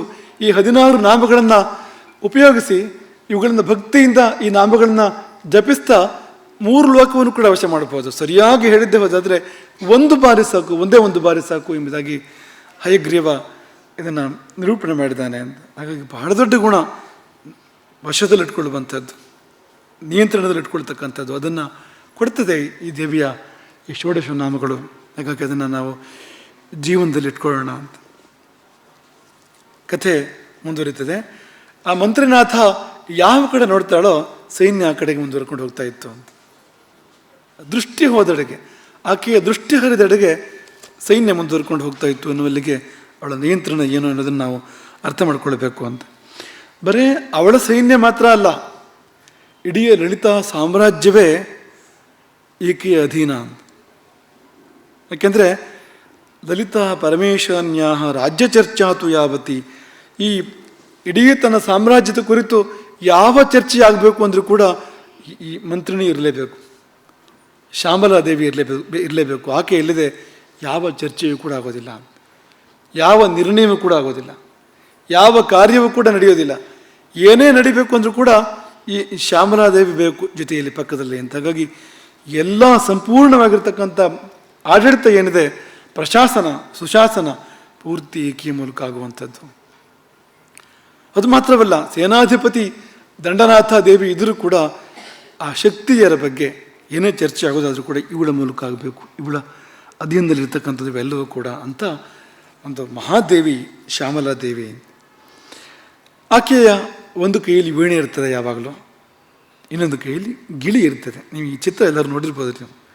ಒಂದು ಕೈಯಲ್ಲಿ ಗಿಳಿ, ಇನ್ನೊಂದು ಕೈಯಲ್ಲಿ ವೀಣೆ ಇರುವಂಥದ್ದು. ಏನಪ್ಪ ಯುದ್ಧ ಅಂತ ಕೇಳಬೇಡಿ, ಗಿಳಿ ಅದು ಸುಮ್ಮನೆ ಗಿಳಿ ರಾಮ ಅಲ್ಲ, ಅದು ರಾಮ ಹೌದು ಒಂದು ಅರ್ಥದಲ್ಲಿ, ನಮ್ಮ ಮನೆಗಳ ಗಿಳಿ ರಾಮ ಅಲ್ಲ ಅಂತ ಅರ್ಥದಲ್ಲಿ ಹೇಳ್ತಾ ಇರುವಂಥದ್ದು. ಗಿಳಿಯೂ ಅಲ್ವಂತೆ, ಗಿಳಿ ಮರಿ ಅಂತೆ ಅದು, ಕರಸ್ತೆ ಶುಕ ಪೋತಕಾದ್, ಗಿಳಿಯ ಮರಿ ಅಂತೆ ಅದು ಅಂತ. ಆ ಗಿಳಿಯ ಮರಿಯಿಂದ ಧನುರ್ವೇದ ಪುರುಷ ಹೊರಹೊಮ್ಮಿದನಂತೆ. ಯುದ್ಧ ವಿದ್ಯಾ ದೇವತೆ. ಧನುರ್ವೇದ ಪುರುಷ ಅಂದ್ರೆ ಏನು? ಕೇವಲ ಧನುರ್ವೇದಕ್ಕೆ ಸೀಮಿತ ಅಲ್ಲ, ಯುದ್ಧ ವಿದ್ಯಾದಿ ದೇವತೆ ಅಂತ. ಆತ ಈ ಶುಕದ ಒಳಗೆ ಇದ್ದ ಅಂತಾಯಿತು ಅಂತ. ಅವಳ ಕೈಯ ಗಿಳಿಮರಿಯ ಒಳಗಿದ್ದ ಅಂದರೆ ಇನ್ನೇನಿದೆಯೋ ಅವಳ ಕೈಯಲ್ಲಿ ಯಾರಿಗೂ ಗೊತ್ತು ಅಂತ. ಆ ಧನುರ್ವೇದ ಪುರುಷನ ಕೈಯಲ್ಲಿ ಹೆದೆಯೇರಿಸಿದ ಧನುಸ್ಸಿತ್ತು. 4 ಬಾಹುಗಳು, 3 ತಲೆಗಳು, 3 ಕಣ್ಣುಗಳು. ಆತ ಈ ಪ್ರಧಾನೇಶಿ ಅಂತಲೂ ಕರೀತಾರೆ ಈಕೆಯನ್ನು, ಪ್ರಧಾನಮಂತ್ರಿನಿ. ಆಕೆಗೆ ನಮಸ್ಕಾರ ಮಾಡಿ ಭಕ್ತಿಯಿಂದ ಹೇಳಿದಂತೆ, ಅಮ್ಮ, ಬಂಡಾಸುರನ ವಧೆಗೋಸ್ಕರವಾಗಿ ಯುದ್ಧಕ್ಕೆ ಹೊರಟೆ ನೀನು, ನಿನ್ನ ಸೇವೆ ನಾನು ಮಾಡಬೇಕು, ಈ ಧನುಸ್ಸನ್ನು ಸ್ವೀಕಾರ ಮಾಡು. ಆ ಧನುಸ್ಸಿನ ಹೆಸರು ಚಿತ್ರಜೀವ ಅಂತ. ಚಿತ್ರಜೀವ ಎಂಬ ಹೆಸರಿನ ಈ ಧನುಸ್ಸು ಮಹತ್ತರವಾಗಿರುವಂಥ ಧನುಸ್ಸು, ಸುಮಹತ್ತರಂ ಅಂತ ಧನುಸ್ಸು. ಇದು ದಾನವ ಸಂಹಾರಕ್ಕೆ ನಿನಗೆ ಸಾಧನವಾಗಬಾರದು, ಹಾಗಾಗಿ ಧನುಸ್ಸನ್ನು ಸ್ವೀಕಾರ ಮಾಡು. ಮತ್ತು 2 ಬತ್ತಳಿಕೆಗಳು, ಬೆನ್ನಿಗೆ 2 ಕಡೆ ಕಟ್ಟಿಕೊಳ್ಳುವಂಥದ್ದು 2 ಬತ್ತಳಿಕೆಗಳು. ಆ ಬತ್ತಳಿಕೆಗಳು ಬತ್ತಲಾರದ ಬತ್ತಳಿಕೆಗಳು, ತೆಗೆದಷ್ಟು ಬಾಣಗಳ ಉದ್ಭವ, ಅಸ್ತ್ರಗಳ ಉದ್ಭವ ಆಗ್ತಕ್ಕಂಥ ಬತ್ತಳಿಕೆಗಳು. ನನ್ನ ಭಕ್ತಿ ಇದು, ನನ್ನ ಸಮರ್ಪಣೆ ಇದು, ಸ್ವೀಕಾರ ಮಾಡು ಎಂಬುದಾಗಿ ಕೊಟ್ಟಾಗ ಆಕೆಯ ಧನುಸ್ಸನ್ನು ಮತ್ತು ಬಾಣವನ್ನು ಕೈಗೆತ್ತಿಕೊಂಡು ಒಮ್ಮೆ ಠೇಂಕರಿಸ್ತಾಳೆ ಅವಳು ಆ ಧನುಸ್ಸನ್ನು. ಅಕರ್ಣಾಂತವಾಗಿ ಕಿವಿಯವರೆಗೆ ಸೆಳೆದು ಬಿಡುವಂಥದ್ದು ಠೇಂಕಾರ ಅಂದರೆ ಅದು ಒಂದು ನಾದ ಬರ್ತದೆ ಆಗ ಅಂತ. ಆ ನಾದ ಜಗತ್ತನ್ನು ತುಂಬಿತು. ಸಂಗೀತ ಯೋಗಿನಿ ಆಕೆ ಧನುಸ್ಸನ್ನು ನುಡಿಸಿದರೆ ಅದು ವೀಣಾನಾದದಂತೆ ಕೇಳಿಬಂಥದ್ದು. ಸ್ವರ್ಗವಾಸಿಗಳೆಲ್ಲ ಆನಂದಪಟ್ಟರಂತೆ. ಸ್ವರ್ಗಾಲಯರಿಗೆ ಮನೋನಯನ ಆನಂದ ಸಂಪದ, ನೋಡೋದಕ್ಕೂ ಕಣ್ಣಿಗೆ ಹಬ್ಬ, ಕೇಳೋದಕ್ಕೂ ಕೂಡ ಅಂತ ಹಾಗಿತ್ತು ಅದು ಅಂತ. ಧನುಸ್ಸು ಆಕೆ ಕೈಗೆ ಬಂತು. ಈಗ ಒಂದು ಪ್ರಶ್ನೆ, ಹಾಗಾದರೆ ಒಂದು ಕೈಯಲ್ಲಿ ಧನುಸ್ಸು ಬಂತು, ಒಂದು ಕೈಯಲ್ಲಿ ಬಾಣ ಬಂತು, ಆ ವೀಣೆ ಮತ್ತು ಗಿಳಿ ಎಲ್ಲಿ ಹೋಯಿತು ಅಂದರೆ ಅವಳಿಬ್ಬರು ಪರಿಚಾರಕಿಯರಿದ್ದಾರೆ, ಯಂತ್ರಿಣಿ ಮತ್ತು ತಂತ್ರಿಣಿ. ನಗಬೇಡೆ, ಈಕೆ ಮಂತ್ರಿಣಿ, ಆಕೆ ಇಬ್ಬರು ಪರಿಚಾರಕಿಯರು, ಯಂತ್ರಿಣಿ ಮತ್ತು ತಂತ್ರಿಣಿ. ಒಬ್ಬಳು ವೀಣೆಯನ್ನು ತಗೊಂಡಂತೆ, ಇನ್ನೊಬ್ಬಳು ಗಿಳಿಯನ್ನು ತಗೊಂಡಂತೆ, ತಲೆ ಮೇಲೆ ಇಟ್ಕೊಂಡ್ರು ಅಂತ ಇಬ್ಬರು ಕೂಡ ಅಂತ. ಯಾಕೆಂದರೆ ಯಾವಾಗ ತಗೊಳ್ತಾಳೋ ಸಿದ್ಧವಾಗಿರ್ಬೇಕು ಅನ್ನೋ ಹಾಗೆ ತಲೆ ಮೇಲೆ ಇಟ್ಕೊಂಡು ಪಕ್ಕದಲ್ಲಿ ಇಟ್ಕೊಂಡಿದ್ರಂತೆ ಇಬ್ಬರು ಕೂಡ. ಏನು ಗೊತ್ತಾಗುತ್ತೆ ನಮಗೆ ಇದರಲ್ಲಿ ಅಂದರೆ, ಈಕೆ ಸ್ವಯಂ ಮಂತ್ರರೂಪಿಣಿ, ಆಕೆಯ ಅಕ್ಕಪಕ್ಕದಲ್ಲಿ ಯಂತ್ರ ಮತ್ತು ತಂತ್ರ ಇದೆ. ಮಂತ್ರ, ಯಂತ್ರ, ತಂತ್ರ ಈ ಮೂರನ್ನು ತನ್ನಲ್ಲಿ ನಿಹಿತವಾಗಿ ಇರಿಸಿಕೊಂಡಿರುವಂಥ ದೇವಿ ಅವಳು ಅಂತ. ಯಾವ ವೇದ ಎಲ್ಲ ಬಂದ್ಬಿಡ್ತಪ್ಪ ಈಗ ಅಂದರೆ, ಸಂಗೀತ ಸಾಮವೇದ ಬಂತು, ಸಾಮವೇದದ ಉಪವೇದ ಅದು, ಗಾಂಧರ್ವ ವೇದ ಅದರ ಭಾಗ ಸಂಗೀತ. ಹಾಗಾಗಿ ಸಂಗೀತದಲ್ಲಿ ಸಾಮವೇದ ಬಂತು, ಧನುರ್ವೇದ ಯಜುರ್ವೇದದ ಉಪವೇದ, ಯಜುರ್ವೇದ ಬಂತು ಅಲ್ಲಿ. ಹಾಗೆ ಈ ರಾಜನೀತಿ ಇದೆಯಲ್ಲ, ಅದು ಅಥರ್ವೇದದ ಅಂಗವಾಗಿ ಬರುವಂಥದ್ದು. ಅದರ ವೇದದಲ್ಲೇ ನಿರೂಪಣೆ ಇದೆ ರಾಜನೀತಿಯದ್ದು. ಮತ್ತು ಅರ್ಥಶಾಸ್ತ್ರ ಅಥರ್ವ ವೇದದ ಉಪವೇದ ಅದು. ಹಾಗೆ ಮಂತ್ರ ಯಂತ್ರ ತಂತ್ರಗಳು ಅಥರ್ವ ವೇದದಲ್ಲಿದ್ದಾವೆ ಅಲ್ಲಿ, ಅವೆಲ್ಲ ಅಥರ್ವ ವೇದಕ್ಕೆ ಸಂಬಂಧಪಟ್ಟಿರ್ತಕ್ಕಂಥದ್ದು. ಇವಳು ವೇದಮಯಿ ಇವಳು ಅಂತ ಎಲ್ಲ ಇಲ್ಲಿದೆ ಅಂತ. ಇಡೀ ತಾಂತ್ರಿಕರ ಮಾರ್ಗ ಇದೆಯಲ್ಲ ಇವಳನ್ನ ಆಶ್ರಯಿಸಿರ್ತಕ್ಕಂಥದ್ದು. ತಂತ್ರ ಯಂತ್ರ ಮಂತ್ರ 3 ಬಂದ ಮೇಲೆ ಮತ್ತೇನು ಉಳಿತು? ಎಲ್ಲ ಬಂತು ಅಲ್ಲಿ. ಅವಳು ಧನಸ್ಸನ್ನು ಕೈಗೆತ್ತಿಕೊಂಡು ಟ್ಯಾಂಕರಿಸುವಾಗ ಆ ಕೈಯ ಬಳೆಗಳೆಲ್ಲ ಸದ್ದು ಮಾಡಿದ್ವಂತೆ. ಆ ಬಳೆಗಳ ಸದ್ದು ವೈರಿಗಳ ಎದೆಯಲ್ಲಿ ನಡುಕುವನ್ನು ಹುಟ್ಟಿಸ್ತಂತೆ, ಅವಳ ಮನಸ್ಸಿನಲ್ಲಿ ಕಂಪನ ಹುಟ್ಟಿಸ್ತಂತೆ ಅಂತ. ಧನು ಟೇಂಕಾರ ಏನೂ ತುಂಬ ಚೆನ್ನಾಗಿತ್ತು, ಏನೋ ಒಂದು ಶ್ರುತಿ ಇಟ್ಟಾಗಿ ಕೆಡ್ತಾ ಇದ್ದಿರ್ಬೋದು ಅದು. ಆದರೆ ಆ ಬಳೆಗಳ ಸದ್ದಿದೆಯಲ್ಲ ಅದು ಬೇರೆ ಸಂದೇಶ ಕೊಡ್ತಾ ಇದೆ ಅದು ಅಂತ. ಇದು ಸುಮ್ಮನೆ ನಿಮ್ಗೆ ಖುಷಿ ಪಡಿಸೋಕೆ ಮಾಡ್ತಾ ಇರುವಂಥದ್ದೆಲ್ಲ, ಬೇರೆ ಕೆಲಸ ಇದೆ ಮುಂದೆ ಅದನ್ನು ತೋರಿಸ್ತಾ ಇದೆ ಅದು ಅಂತ. ಅವಳ ಕೈಯ ಧನುಸ್ಸು ಅದು ಕಾಮನ ಬಿಲ್ಲಿನಂತೆ ಕಂಡ್ರೆ, ಅವಳ ಕೈಯ ಬಾಣ ಇದೆಯಲ್ಲ, ಇನ್ನೊಂದು ಕೈಯಲ್ಲಿ ಬಾಣವನ್ನು ತಿರುಗಿಸ್ತಾ ಇದ್ಲಲ್ಲ, ನರ್ತಿಸುವ ಸರ್ಪದಂತೆ ಇತ್ತು ಆ ಬಾಣ. ಅದು ದಕ್ಷಿಣ ಹಸ್ತದಲ್ಲಿರ್ತಕ್ಕಂಥದ್ದು. ಹೀಗೆ ಗೇಯ ಚಕ್ರ ರಥವನ್ನೇರಿ ಆಕೆ ಹೊರಟ್ರೆ ಆಕೆಯ ಹಿಂದೆ ಸಾವಿರಾರು ಅಕ್ಷೌಹಿಣಿಗಳು, ಎಲ್ಲ ಶ್ಯಾಮಲ ವರ್ಣದ ದೇವಿಯರು, ಶಕ್ತಿಯರು, ಸೈನಿಕರಾಗಿ ಆಕೆಯ ಹಿಂದೆ ಬರ್ತಾರೆ. ಶಂಕರಾಚಾರ್ಯರು ವರ್ಣನೆ ಮಾಡಿದ್ದಾರೆ ಆಕೆಯನ್ನು. ಓಂಕಾರ ಪಂಜರ ಶುಕೀಂ ಅಂತ ಪ್ರಾರಂಭ ಆಗುತ್ತೆ ಅದು. ಓಂಕಾರವೇ ಪಂಜರ, ಅದರೊಳಗೇನೆ ಗಿಳಿಯವಳು ಅಂತ ಶ್ಯಾಮಲಾದೇವಿ. ಉಪನಿಷತ್ತೇ ಒಂದು ಉದ್ಯಾನ ಮಾತ್ರ ಅಲ್ಲಿ ನರ್ತಿಸುವ ಕಲಕಂಠಿ ಅಂತ, ನವಿಲು ಅವಳು ಅಂಥ ಆರ್ಯಾಂ ಅಂತರ್ವಿಭಾವೇ ಗೌರಿ ಶಂಕರಾಚಾರ್ಯರು ಸ್ತೋತ್ರ ಮಾಡಿದ್ದಾರೆ ಆಕೆಯನ್ನು. ದಯಮಾನ ದೀರ್ಘನಯನಾಂ, ದೀರ್ಘವಾದ ನೇತ್ರಗಳು, ದಯೆ ತುಂಬಿದೆ ಆ ನೇತ್ರಗಳಲ್ಲಿ. ಗುರುವಾಗಿ ಅವಳೇ ಬರ್ತಾಳೆ, ಆಶೀರ್ವಾದ ಮಾಡ್ತಾಳೆ, ಗುರುತ್ವಕ್ಕೆ ಆಶೀರ್ವಾದ ಮಾಡ್ತಕ್ಕಂಥವಳು. ಅವಳನ್ನು ಸಂಗೀತ ಮಾತೃಕಾ ಅಂತಲೂ ಕರೆದಿದ್ದಾರೆ. ವರದಾಂ ಸಂಗೀತ ಮಾತೃಕಾಂ ಒಂದೇ ಎಂಬುದಾಗಿ ಕೂಡ ಆಕೆಯನ್ನು ಕರೆದಿದ್ದಾರೆ. ಶ್ಯಾಮತನು ಸೌಕುಮಾರ್ಯಾಂ, ಸುಕುಮಾರ ಶರೀರ ಶ್ಯಾಮಲವರ್ಣದ್ದು, ಸೌಂದರ್ಯ ಆನಂದಗಳು ತುಂಬಿ ತುಳುಕುತ್ತವೆ ಅವಳಲ್ಲಿ, ಅದೇ ಅವಳ ಸಂಪತ್ತು. ತರುಣಿಮ ಕರುಣಾಪೂರಾಂ, ತುಂಬ ಕರುಣೆ ಅವಳಿಗೆ, ಆ ದೇವಿಗೆ ಅಂಥವಳು. ಅವಳು ವೀಣೆ ನುಡಿಸ್ತಾಳಂತೆ. ಹೇಗೆ ಅಂದರೆ ನಖ ಮುಖ ಮುಖರಿತ ವೀಣಾನಾದ ರಸಾಸ್ವಾದ ನವನವೋಲ್ಲಾಸ. ನಖ ಅಂದರೆ ಉಗುರು, ನಖ ಮುಖ ಅಂದರೆ ಉಗುರಿನ ತುದಿ, ನಖ ಮುಖ, ಮುಖರಿತ ಅಂದರೆ ಮಾತಾಡಿಸೋದು ಅಂತ. ವೀಣೆನ ಮಾತಾಡಿಸ್ತಾಳೆ ಅವಳು, ತನ್ನ ಉಗುರಿನ ತುದಿಯಿಂದ ಮೀಟಿ ವೀಣೆಯನ್ನು ಮಾತಾಡುವಂತೆ ಮಾಡ್ತಾಳವಳು. ಆ ವೀಣೆಯ ನಾದ, ಆ ನಾದದ ರಸ, ಒಂದು ಆನಂದ, ಅದನ್ನು ಅನುಭವಿಸ್ತಾ ನವನವೋಲ್ಲಾಸಂ, ಅವಳಿಗೆ ಹೊಸ ಹೊಸ ಸಂತೋಷಗಳು ಉಂಟಾಗ್ತವಂತೆ ತಾನೇ ಅವಳಿಗೆ. ಅಂಥ ಮುಗ್ಧ ಹಸಿತಂ ಮಂದಹಾಸವನ್ನು ಬೀರ್ತಾ ಆ ತಾಯಿ ವೀಣೆಯನ್ನು ನುಡಿಸ್ತಾಳೆ ಎಂಬುದಾಗಿ ಶಂಕರಾಚಾರ್ಯರು ವರ್ಣನೆ ಮಾಡ್ತಾರೆ. ಸರಿಗಮ ಪಧನಿ ಸತಾಂತಾಂ, ಸರಿಗಮ ಪಧನಿ ರತಾಂ ತಾಂ. ಅವಳು ಎಲ್ಲಿದ್ದಾಳೆ ಅಂದರೆ ಸರಿಗಮ ಪಧನಿ, ಸಪ್ತಸ್ವರಗಳು ಅಲ್ಲಿರ್ತಾಳೆ ಅವಳು. ವೀಣಾ ಸಂಕ್ರಾಂತ ಹಸ್ತಾಂತಾಂ, ವೀಣಾ ಸಂಕ್ರಾಂತ ಕಾಂತ ಹಸ್ತಾಂತಾಂ, ವೀಣೆಯ ಮೇಲೆ ಕೈ, ಸುಂದರವಾಗಿರುವಂಥ ಕೈ ಇರುವಂಥದ್ದು. ಶಾಂತಾಂ ಮೃದುಲಸ್ವಾಂತಾಂ, ತುಂಬ ಮೃದುವಾದ ಮನಸ್ಸು ಅವಳದು. ಅಂಥ ಶಿವಕಾಂತಿಯನ್ನು ಭಜಿಸ್ತೇನೆ ಅಂತ ಶಂಕರಾಚಾರ್ಯರು ಹೇಳುವಂಥದ್ದು. ವೀಣಾ ವಾದನ ಮಾಡುವಾಗ ಅವಳೇ ತಲೆ ಆಡಿಸ್ತಾ ಇರ್ತಾಳಂತೆ. ಹೇಗೆ ಅವಳೇ ವೀಣೆ ನುಡಿಸಿ ಅವಳಿಗೆ ಸಂತೋಷ ಆಗಿ ಅವಳೇ ತಲೆ ಆಡಿಸ್ತಾ ಇರ್ತಾಳೆ ಅಂತ. ವೀಣಾ ವಾದನ ವೇಲ ಕಂಪಿತ ಶಿರಸಂ, ಅವಟು ತಟ ಘಟಿತ ಚೂಲಿ ತಾಡಿತ ತಾಲಿ ಪಲಾಶ ತಾಟಂಕ. ಆಡ್ತಾ ಇರ್ತೇವೆ ತಾಟಂಕಗಳು, ಅವಳು ಓಲೆಗಳು ಆಡ್ತಾ ಇರ್ತೇವೆ, ತಲೆ ಹೀಗೀಗೆ ಆಡ್ತಾ ಇರ್ತಾಳೆ ಅವಳು. ಆ ಮಾತಂಗಿ ದೇವಿ, ಶ್ಯಾಮಲಾದೇವಿ ಅಂತೆಲ್ಲ ಶಂಕರಾಚಾರ್ಯರು ವರ್ಣನೆ ಮಾಡಿದ್ದಾರೆ. ಕೊನೆಯಲ್ಲಿ ಮಂಗಲ ಸಂಗೀತ ಸೌರಭಂ ಒಂದೇ, ಸಂಗೀತದ ಪರಿಮಳ ಅವಳು ಆ ದೇವಿ, ಮಂಗಲ ಸಂಗೀತ ಸೌರಭ. ಹಾಗಾಗಿ ನಿಮ್ಗೆ ಯಾರಿಗಾದರೂ ಸಂಗೀತ ಬೇಕು ಅಂತಿದ್ರೆ ಮೊದಲು ಇಲ್ಲಿ ಬನ್ನಿ, ಈ ಶ್ಯಾಮಲಾದೇವಿಯನ್ನು ಆಶ್ರಯಿಸಿ ಆಮೇಲೆ ಸಂಗೀತಕ್ಕೆ ಹೋಗಿ.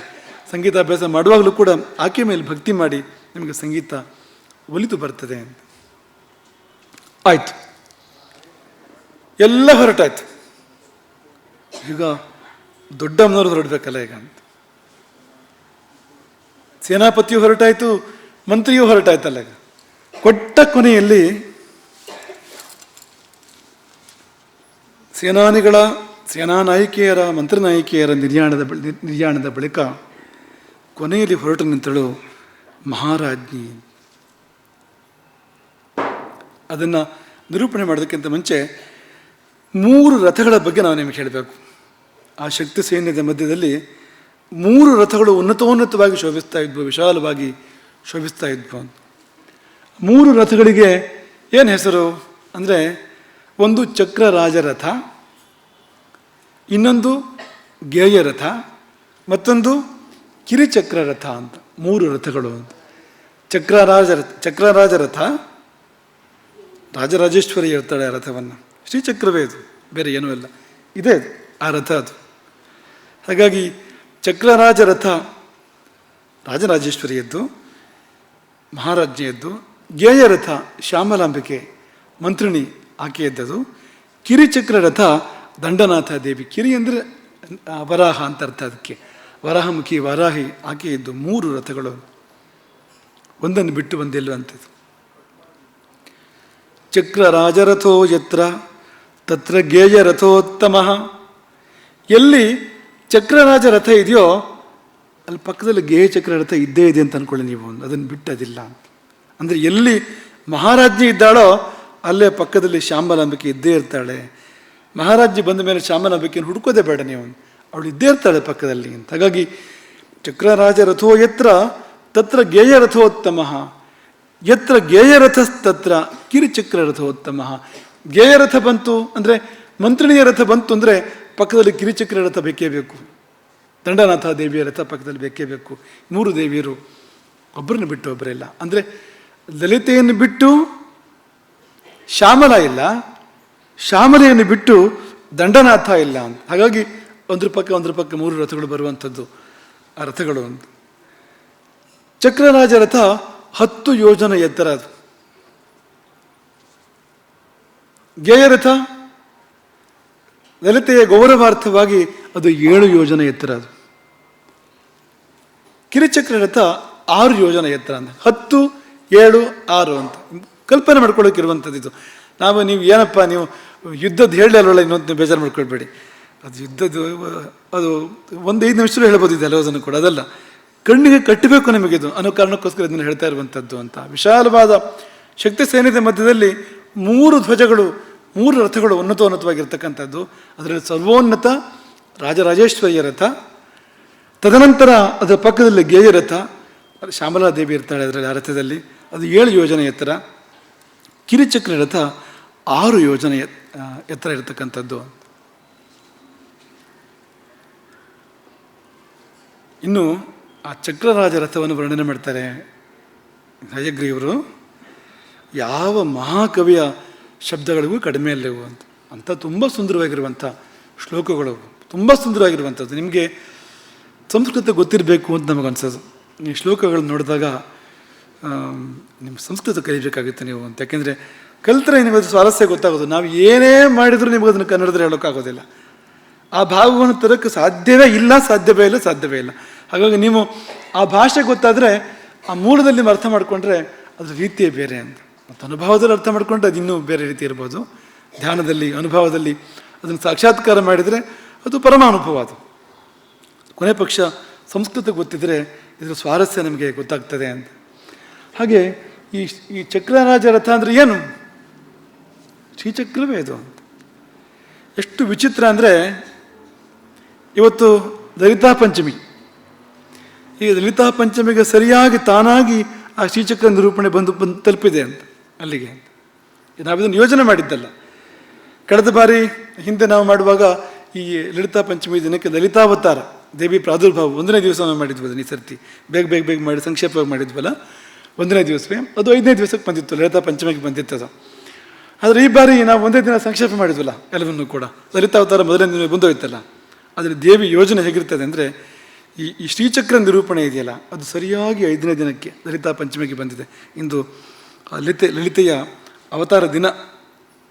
ಆ ಚಕ್ರರಾಜ ಅಂದರೆ ಆ ಯಜ್ಞಕುಂಡದಲ್ಲಿ ಬೆಳಕಿನ ಮಧ್ಯದಲ್ಲಿ, ಕೋಟಿ ಸೂರ್ಯರ ಕೋಟಿ ಚಂದ್ರರ ಬೆಳಕಿನ ಮಧ್ಯದಲ್ಲಿ ಶ್ರೀಚಕ್ರ ತಾನೇ ಗೋಚರಿಸಿದ್ದು, ಚಕ್ರರಾಜಿ ಅಂತ ತಾನೇ ಗೋಚರಿಸಿದ್ದು, ಅದರ ಮಧ್ಯದಲ್ಲಿ ದೇವಿ ಪ್ರಕಟವಾಗಿರುವಂಥದ್ದು. ಹಾಗಾಗಿ ಈ ಲಲಿತಾವತಾರವೂ ಲಲಿತಾ ಪಂಚಮಿ ದಿನವೇ. ಹಾಗೆ ಶ್ರೀಚಕ್ರ ಅವತಾರ, ಈ ಶ್ರೀಚಕ್ರ ಈ ಪ್ರಪಂಚಕ್ಕೆ ಬಂದಿದೆಯಲ್ಲ, ಸೃಷ್ಟಿಗೆ ಬಂದಿದೆಯಲ್ಲ, ಇದೇ ದಿನವೇ ಅದು, ಲಲಿತಾ ಪಂಚಮಿ ದಿನವೇ ಅದು. ಹಾಗಾಗಿ ತಾನಾಗೆ ಅದು ಹೊಂದಿ ಬರುವಂಥದ್ದು, ಸಂದು ಬರುವಂಥದ್ದು ತಾನಾಗಿ, ಅವಳ ಆಟ ಹೊರತು ಅದರಲ್ಲಿ ನಮ್ಮದು ಏನೂ ಇಲ್ಲ ಅಂತ. ಮತ್ತು ಶುಕ್ರವಾರವೂ ಬಂದಿದೆ ಈ ಬಾರಿ ಲಲಿತಾ ಪಂಚಮಿಗೆ. ಶುಕ್ರವಾರ ವಿಶೇಷ ಲಲಿತೆಗೆ. ಈ ದೇವಿ ಅಂದ ತಕ್ಷಣ ಮಂಗಳವಾರ ಶುಕ್ರವಾರ ಅಂತ ನಮಗೊಂದು ಮನಸ್ಸಲ್ಲಿ ಇದೆ ಅಲ್ವಾ? ಈಗ ಯಾವ ದೇವಿಗೆ ಮಂಗಳವಾರ, ಯಾವ ದೇವಿಗೆ ಶುಕ್ರವಾರ ಅಂತ ಗೊತ್ತಾ ನಮಗೆ? ಅಂದರೆ ಚೂರು ಗೊತ್ತು, ಏನೂ ಗೊತ್ತಿಲ್ಲ ಅಂತಲ್ಲ, ಕಾರಣಗಳಿದೆ ಅದಕ್ಕೆ ಅಂತ. ಈ ಗ್ರಹಗಳಿವೆಯಲ್ಲ, ಈ ಗ್ರಹಗಳಿಂದ ವಾರಗಳು ಬಂದಿರತಕ್ಕಂಥದ್ದು. ಸೂರ್ಯನಿಂದ ಭಾನುವಾರ, ಚಂದ್ರನಿಂದ ಸೋಮವಾರ, ಮಂಗಳನಿಂದ ಮಂಗಳವಾರ, ಸಪ್ತ ಮಹಾಗ್ರಹಗಳೆಂದರೆ ಈ ವಾರಗಳು ಬಂದಿರತಕ್ಕಂಥದ್ದು. ಈ ಗ್ರಹಗಳು ಒಂದೊಂದು ದೇವತೆಯನ್ನು ಸೂಚನೆ ಮಾಡ್ತಾರೆ. ಸೂರ್ಯ ಶಿವನನ್ನು ಸೂಚನೆ ಮಾಡ್ತಾನೆ, ಚಂದ್ರ ದುರ್ಗಿಯನ್ನು ಸೂಚನೆ ಮಾಡ್ತಾನೆ, ಮಂಗಳ ಅವನು ಕಾಳಿಯನ್ನು ಸೂಚನೆ ಮಾಡ್ತಾನೆ ಅಥವಾ ಸುಬ್ರಹ್ಮಣ್ಯನನ್ನು ಸೂಚನೆ ಮಾಡ್ತಾನೆ, ಬುಧ ರಾಮ ಕೃಷ್ಣರನ್ನು ಸೂಚನೆ ಮಾಡ್ತಾನೆ, ಗುರು ಮಹಾವಿಷ್ಣುವನ್ನು ಸೂಚನೆ ಮಾಡ್ತಾನೆ, ಗುರುಗಳನ್ನು ಸೂಚನೆ ಮಾಡ್ತಾನೆ. ಶುಕ್ರ ಲಲಿತೆಯನ್ನು ಶುಕ್ರ ಸೂಚನೆ ಮಾಡ್ತಾನೆ. ಲಕ್ಷ್ಮಿ ಯಾರು ನಮ್ಮ ಪಾಠ ಕೇಳಿದ್ದೀರಿ ಅಂತ ಕಾಣ್ತದೆ ನೀವು. ಪಾಠದಲ್ಲಿ ಲಕ್ಷ್ಮಿ ಬಗ್ಗೆ ನಾವು ಹೇಳಿದ್ವು. ಲಕ್ಷ್ಮಿಯನ್ನು ಶುಕ್ರನ ಸೂಚನೆ ಮಾಡುವಂಥದ್ದು, ಅದನ್ನೇ ಹೇಳಿದ್ವು ನಾವು. ಶುಕ್ರವಾರ ಅಂದರೆ ಲಕ್ಷ್ಮಿ ಅಂತ ನಿಮ್ಮ ಮನಸ್ಸಲ್ಲಿ ಇದನ್ನು ಗೊತ್ತು ನಮಗೆ ಚೆನ್ನಾಗಿ. ಶುಕ್ರವಾರ ಲಲಿತೆಯ ವಾರ. ಯಾಕೆಂದರೆ ಲಲಿತೆಯನ್ನು ಸೂಚನೆ ಮಾಡುವ ಗ್ರಹ ಯಾವುದು ಅಂದರೆ ಶುಕ್ರ ಅಂತ. ಯಾಕೆಂದರೆ ಸೌಂದರ್ಯ ದೇವತೆ ಅಂತ. ಶುಕ್ರ ಗ್ರಹ ಸೌಂದರ್ಯವನ್ನು ಸೂಚನೆ ಮಾಡ್ತಕ್ಕಂಥ ಗ್ರಹ ಅದು. ಚಂದ್ರ ಹಾಗಲ್ಲ. ಚಂದ್ರ ಸುಂದರವೇ ಹೋದಾದರೂ ಈ ಚಂದ್ರ ಪೂರ್ಣ ಚಂದ್ರ ಆದಾಗ, ಹುಣ್ಣಿಮೆ ಹಿಂದೆ ಮುಂದೆ ಇದ್ದರೆ ದುರ್ಗೆಯನ್ನು ಸೂಚನೆ ಮಾಡ್ತಾನೆ. ಅದೇ ಅಷ್ಟಮಿ ಹಿಂದೆ ಮುಂದೆ ಇದ್ದರೆ ಕಾಳಿಯನ್ನು ಸೂಚನೆ ಮಾಡ್ತಾನೆ. ಕಾಳಿ ರೂಪ ಬೇರೆ ರೀತಿ ಇರ್ತದೆ, ಅದು ಇವತ್ತು ಬೇಡ. ಅದು ಸರಿಯಾಗಿ ಕಾಳಿ ರೂಪ ನೆನಪು ಮಾಡಿಕೊಂಡ್ರೆ ರಾತ್ರಿ ನಿದ್ದೆ ಬರೋದಿಲ್ಲ ಅಂತ. ಅದು ಇನ್ನೂ ಸರಿಯಾಗಿ ಭಾವಿಸಿದ್ರೆ ಒಳ್ಳೆ ನಿದ್ದೆ ಬರ್ತದೆ ಆಮೇಲೆ ಅಂತ. ಅವಳೇ ರಕ್ಷಣೆ ಮಾಡ್ತಾಳೆ ಅಂತ, ಅಂಥದ್ದದು ಅಂತ. ಅಮಾವಾಸ್ಯೆ ಹಿಂದೆ ಮುಂದೆ ಚಂದ್ರ ಇದ್ದರೆ ಆ ಚಂದ್ರ ಯಾವ ದೇವರನ್ನು ಸೂಚನೆ ಮಾಡ್ತಾನೆ? ಚಾಮುಂಡ ಅಂತ. ಚಾಮುಂಡ ಪ್ರಮುಖ ತಮೋಗುಣ ಜುಷಃ. ತಮೋಗುಣದ ದೇವತೆಗಳು, ತಾಮಸ ದೇವತೆಗಳು, ರಾಜಸ ದೇವತೆಗಳನ್ನು ಅದೇ ಚಂದ್ರ ಸೂಚನೆ ಮಾಡ್ತಾನೆ. ಹಾಗಾಗಿ ಚಂದ್ರನಿಂದ ಲಲಿತೆಯನ್ನು ಹೇಳೋಕ್ಕೆ ಸಾಧ್ಯ ಇಲ್ಲ. ಚಂದ್ರನಿಗೆ ಎಲ್ಲ ಉಂಟು, ದುರ್ಗೆ, ಕಾಳಿ, ಚಾಮುಂಡಿ ಎಲ್ಲ ಉಂಟು. ಶುಕ್ರ ಹಾಗಲ್ಲ, ಸುಂದರನೇ ಯಾವಾಗಲೂ ಅಂತ, ಬೇರೆ ಇಲ್ಲ ಅದೇನು ಅಂತ. ಹಾಗಾಗಿ ಆ ಶುಕ್ರ ತುಂಬ ಹತ್ತಿರ ಇರತಕ್ಕಂಥದ್ದು ಈ ರಾಜರಾಜೇಶ್ವರಿಗೆ. ಅಲ್ಲಿಂದ ಸೂಚನೆ ಆಗ್ತಕ್ಕಂಥ ದೇವತೆ ಶುಕ್ರನಿಂದ ಅವಳು. ಶುಕ್ರವಾರವೇ ಬಂದಿದೆ ಈ ಬಾರಿ, ದೇವರ ದಯ ಅದು ಅಂತ. ಈ ಶ್ಲೋಕ ನೋಡಿ ತುಂಬ ಚೆನ್ನಾಗಿದೆ ಇದು. ಅವಳು ಹೊರಟ್ಲು ಅಂತ ಅಷ್ಟೇ. ಈ ಶ್ಲೋಕದ ತಾತ್ಪರ್ಯ ಲಲಿತಾದೇವಿ ಚಕ್ರರಾಜ ರಥವನ್ನು ಏರಿ ಹೊರಟ್ಲು ಅಂತ ಯುದ್ಧಕ್ಕೆ. ಅಥ ಚಕ್ರರಾಜ ರಥನಾಯಿಕಾಶ್ರಿತ ಜ್ವಲಿತಾಂಕುಶ ಫಣಿಸಮಾನಪಾಶಭೃತ್ ಕರನಿಕ್ವಣದ್ವಲಯಮೈಕ್ಷವಂ ಧನು ದಧತಿ ಪ್ರದೀಪ್ತ ಕುಸುಮೇಶು ಪಂಚಕ. ಆಕೆ ಯಾವ ರಥವನ್ನು ಏರಿದಳೋ ಅದು ರಥನಾಯಿಕೆ ಅಂತ. ರಥಗಳ ಮಧ್ಯೆ ರಾಣಿ ಇದು ಆ ರಥ. ಹಾಗಾಗಿ ರಥನಾಯಿಕೆ ಶ್ರೀಚಕ್ರ ರಥ ಅದನ್ನು ಇಳಿದಾಳೆ ಅವಳು. ಅವಳ ಕೈಯಲ್ಲಿ ಅಂಕುಶ ಇದೆ, ಪಾಶ ಇದೆ. ಆ ಅಂಕುಶದಿಂದ ಅಗ್ನಿಜ್ವಾಲಗಳು ಹೊರಹೊಮ್ತಾ ಇದ್ದಾವೆ. ಯುದ್ಧಕ್ಕೆ ಹೊರಟು ನಿಂತಿದ್ದರಿಂದಾಗಿ ಆ ಅಂಕುಶವು ಕೂಡ ಪ್ರಜ್ವಲಿಸ್ತಾ ಇದೆಯಂತೆ. ಹಾಗೆ ಪಾಶ, ಆ ಪಾಶ ಬರೇ ಒಂದು ಸೂತ್ರದಂತೆಯೋ ಹಗ್ಗದಂತೆಯೋ ಕಾಣ್ತಾ ಇಲ್ಲ, ಸರ್ಪದಂತೆ ಕಾಣ್ತಾ ಇದೆ ಈಗ ಅಂತ. ಯುದ್ಧಕ್ಕೆ ಹೊರಟು ನಿಂತಾಗ ಸರ್ಪಛಾಯೆ ಇದೆ ಆ ಪಾಶದಲ್ಲಿ. ತನ್ನ ಇಕ್ಷುಧನವನ್ನು ಮೇಲೆ ಎತ್ತಿದರೆ ಆಕೆ ಬಳೆಗಳು ಸದ್ದು ಮಾಡ್ತವೆ. ನಮ್ಮ ಅಪೇಕ್ಷೆ ನಿಮಗೂ ಎಲ್ಲ ಹಾಗೆ ಆಗಬೇಕು ಅಂತ. ಅಂದರೆ ನೀವು ಧನುಸ್ಸನ್ನು ಎತ್ತಬೇಕು ಅಂತಲ್ಲ, ಆದರೆ ಬಳೆಗಳು ಸದ್ದು ಮಾಡಬೇಕು ಅಂತ. ಬಳೆಗಳು ಅದು ಬೇಕಾಗ್ತದೆ ಅಂತ, ಅದನ್ನು ಬಿಡಬಾರ್ದು ಯಾವುದೇ ಕಾರಣಕ್ಕೂ ಅಂತ. ಇನ್ನು ಅಷ್ಟು ಮಂಗಲಕರವಾದ ಬಳೆ ಜಾಗದಲ್ಲಿ ನಾವು ಯಾವುದೋ ಪ್ಲಾಸ್ಟಿಕ್ಕೋ ಮತ್ತೊಂದು ಹಾಕ್ಕೊಂಡ್ರೆ ಅದು ಮಂಗಳಕರ ಖಂಡಿತ ಅಲ್ಲ. ಅದು ತುಂಬ ಕಾರಣಗಳಿದೆ. ಬಳೆ ಯಾಕೆ ಬರಬೇಕು ಅನ್ನೋದಕ್ಕೆ ತುಂಬ ಕಾರಣಗಳಿದೆ. ನಾವು ಅದನ್ನು ಬಿಡಬಾರ್ದು ಯಾವುದೇ ಕಾರಣಕ್ಕೂ. ಹಣೆಯ ಕುಂಕುಮವೋ ಅದು ಕೈಯ ಬಳೆಯೋ ಅಥವಾ ಮೂಗುತಿಯೋ ಮತ್ತೊಂದು ಈ ಮುತ್ತೈದೆಯರಿಗೋ ಅಥವಾ ಕನ್ನಿಯರಿಗೋ ಯಾವುದು ಶೋಭೆಯೋ ಅದನ್ನು ಬಿಟ್ಟರೆ ಮತ್ತೇನೂ ತೊಂದರೆ ಇಲ್ಲ. ಅದು ನಾವಲ್ಲ ಅಷ್ಟೇ. ನಾವು ನಾವಾಗಿರೋದಿಲ್ಲ ಅಂತ, ನಮ್ಮ ತನ ಹೋಗ್ಬಿಡ್ತದೆ ಅಲ್ಲಿ. ಹಾಗೆ ಅಮ್ಮನವರು ಹೇಗಿರ್ತಾರೋ ನಾವು ಹಾಗಿರ್ಬೇಕು, ಆಗ ನಾವು ಕೂಡ ಅವಳ ಅಂಶ ಸಂಭೂತಿಯರಾಗ್ತೇವೆ ಅಂತ. ಇಲ್ಲದಿದ್ರೆ ಅವಳು ನಮ್ಮನ್ನು ಒಪ್ಪೋದಿಲ್ಲ, ಇದು ಯಾವುದು ಬೇರೆ ಜಾತಿ ಅಂತ ಅವಳು ಲಲಿತೆ ಪಕ್ಕಕ್ಕೆ ಇಟ್ಬಿಡ್ತಾಳೆ ತೆಗೆದು ನಮ್ಮನ್ನು. ಹಾಗಾಗಿ ಎರಡೂ ಕೈ ತುಂಬ ಬಳೆ ಇಟ್ಕೊಂಡ್ರೆ ಅದರಂಥ ಶೋಭೆ ಬೇರೆ ಯಾವುದೂ ಇಲ್ಲ. ನಾವು ಹೇಳಿದೆ ಮತ್ತೆ ಯಾರು ಹೇಳಬೇಕು? ಇನ್ನು ಯಾರಾದ್ರು ಹೇಳಿದ್ರೆ ನೀವು ಕೇಳ್ತೀರಿ ಅಂತ ನಮಗೊಂದು ಧೈರ್ಯ ಇಲ್ಲ. ಅಂದರೆ ಕೇಳಬಹುದು, ಯಾರು ನಿಮ್ಮ ಜೀವನದಲ್ಲಿ ಒಬ್ಬರಿಬ್ಬರು ಅಂಥವ್ರು ಇರ್ಬೋದು, ಆದರೆ ಇವತ್ತು ಕೇಳುವ ಕಾಲ ಇಲ್ಲ ಅಂತ ಅಂದ್ಕೊಳ್ತೇನೆ. ಆದರೆ ನಾವು ಹೇಳೋದಂತ ತೀರ್ಮಾನ ನಮ್ಮದು ಅಂತ. ನೀವೆಲ್ಲ ಲಲಿತಾ ತ್ರಿಪುರ ಸುಂದರಿಯರು, ನೀವೆಲ್ಲ ರಾಜರಾಜೇಶ್ವರಿಯರು, ನಿಮ್ಮಲ್ಲಿ ಅವಳ ಅಂಶ ಇದೆ. ನೀವು ಸ್ತ್ರೀ ಅಂತ ಆಗಬೇಕಾದ್ರೆ, ಹೆಣ್ಣು ಅಂತ ಕರೆಸ್ಕೊಳ್ಬೇಕಾದ್ರೆ ಅವಳ ಅಂಶ ಇಲ್ಲದೆ ಆಗೋದಿಲ್ಲ ಅದು ಅಂತ. ಅವಳ ಅಂಶ ಸೇರಿದ್ರೆ ಹೆಣ್ಣಾಗೋದು ಅಂತ, ಇದ್ರೆ ಹೆಣ್ಣಾಗೋದಿಲ್ಲ ಅಂತ. ಹಾಗಾಗಿ ನಿಮ್ಮಲ್ಲಿದೆ ಅದು ಅಂತ. ಅವಳು ಹೇಗುತ್ತಾಳೋ ನೀವು ಹಾಗಿದ್ದರೆ ನೀವೆಲ್ಲ ಲಲಿತೆಯರಾಗ್ತೀರಿ. ಅದು ಇಲ್ಲದಿದ್ರೆ ಆಗ ಬೇರೆ ಬೇರೆ ದೇವರ ಹೆಸರಲ್ಲಿ ಹೇಳಿದ್ವಲ್ಲ, ಆಗ ಇನ್ನು ಹೇಳಿದರ ಹೆಸರು ತುಂಬ ಇದೆ, ಇನ್ನು ಅದೆಲ್ಲ ಮತ್ತೆ ಹೇಳ್ತೇವೆ ನಿಮ್ಗೆ ಅದನ್ನು ಹೆಸರನ್ನೆಲ್ಲ ಅಂತ. ಅಲ್ಲಿಗೆ ಹೋಗ್ತೀರಿ ನೀವು ಅಂತ. ಹಾಗಾಗಿ ಬಳೆ ತುಂಬ ಮುಖ್ಯವಾಗಿರುವಂಥದ್ದು ಅದು ಅಂತ, ತುಂಬ ಮಂಗಲಕರವಾಗಿರುವಂಥದ್ದು. ಹಾಗಾಗಿ ಅವಳು ಯುದ್ಧಕ್ಕೆ ಹೊರಟರು ಕೂಡ ಬಳೆಗಳನ್ನ ಬಿಡಲಿಲ್ಲವಂತೆ ಅವಳು ಅಮ್ಮನವರು. ನೀವೇನು ಯುದ್ಧಕ್ಕೆ ಹೊರಟಿದ್ದೀರಾ? ಏನಿಲ್ಲ ಅಲ್ವಾ, ಮತ್ತೆ ಯಾಕೆ ಬಿಡಬೇಕು? ಯುದ್ಧದಲ್ಲೂ ಬೇಕು ಅಂತ. ಕಲನಿಕ್ವಣದ್ದು ಬಳೆಯ ಮೈಕ್ಷವಂ ಧನುಹು, ತುಂಬ ಮಧುರವಾಗಿ ಸದ್ದು ಮಾಡ್ತಕ್ಕಂಥ ಆ ಬೆಳೆಗಳು, ಅದರ ಮೂಲಕವಾಗಿ ಇಕ್ಷುಧನುಸ್ಸನ್ನು, ಆ ಕಬ್ಬಿನ ಬಿಲ್ಲನ್ನು ಎತ್ತಿದ್ದಾಳೆ ಅವಳು. ಪ್ರದೀಪ್ತ ಕುಸುಮೀಷು ಪಂಚಕ, 5 ಹೂವಿನ ಬಾಣಗಳು, ಅವು ಕೂಡ ಶೋಭಿಸ್ತಾ ಇವೆ, ಪ್ರಜ್ವಲಿಸ್ತಾ ಇವೆ ಅವು ಕೂಡ ಅಂತ. ಯಾಕೆಂದರೆ ಮುಂದೆ ಯುದ್ಧ ಇದೆ ಅನ್ನೋದು ಆಯುಧಗಳಿಗೆ ಗೊತ್ತಾಗಿದೆ ಅಂತ. ನಮಗೆ ರಾಮಾಯಣದ ನೆನಪಾಗ್ತದೆ ಈ ಸಮಯದಲ್ಲಿ. ಒಂದು ಚಿಕ್ಕ ಉದಾಹರಣೆ ಕೊಟ್ಟು ನಾವು ಮುಂದುವರಿತೇವೆ. ಖರದೂಷಣ ದಶರಥರು 14,000 ರಾಕ್ಷಸರೊಂದಿಗೆ ಬಂದು ಮುತ್ತಿದ್ದಾರೆ, ರಾಮಾಶ್ರಮವನ್ನು ಮುತ್ತಿದ್ದಾರೆ ಪಂಚವಟಿಯಲ್ಲಿ. ರಾಮಾಶ್ರಮ ಅಂತಲೇ ಹೆಸರು ಅದಕ್ಕೆ, ರಾಮಾಯಣ ಹಾಗೆ ಕರೆದಿದೆ ಅದನ್ನು. ಎಲ್ಲ ದಿಕ್ಕುಗಳಿಂದ 14,000 ರಾಕ್ಷಸರು ಬಂದು ಮುತ್ತುತ್ತಾ ಇದ್ದಾರೆ, ಬರ್ತಾ ಇದ್ದಾರೆ ಅದಕ್ಕೋಸ್ಕರವಾಗಿ.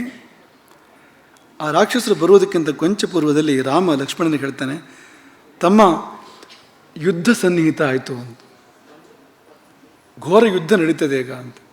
ಹೇಗೆ ಗೊತ್ತಾಯಿತು ಅಂದರೆ, ನನ್ನ ಬಾಣಗಳಿಂದ ಹೊಗೆ ಬರ್ತಾ ಇದೆ ನೋಡು ಅಂತ.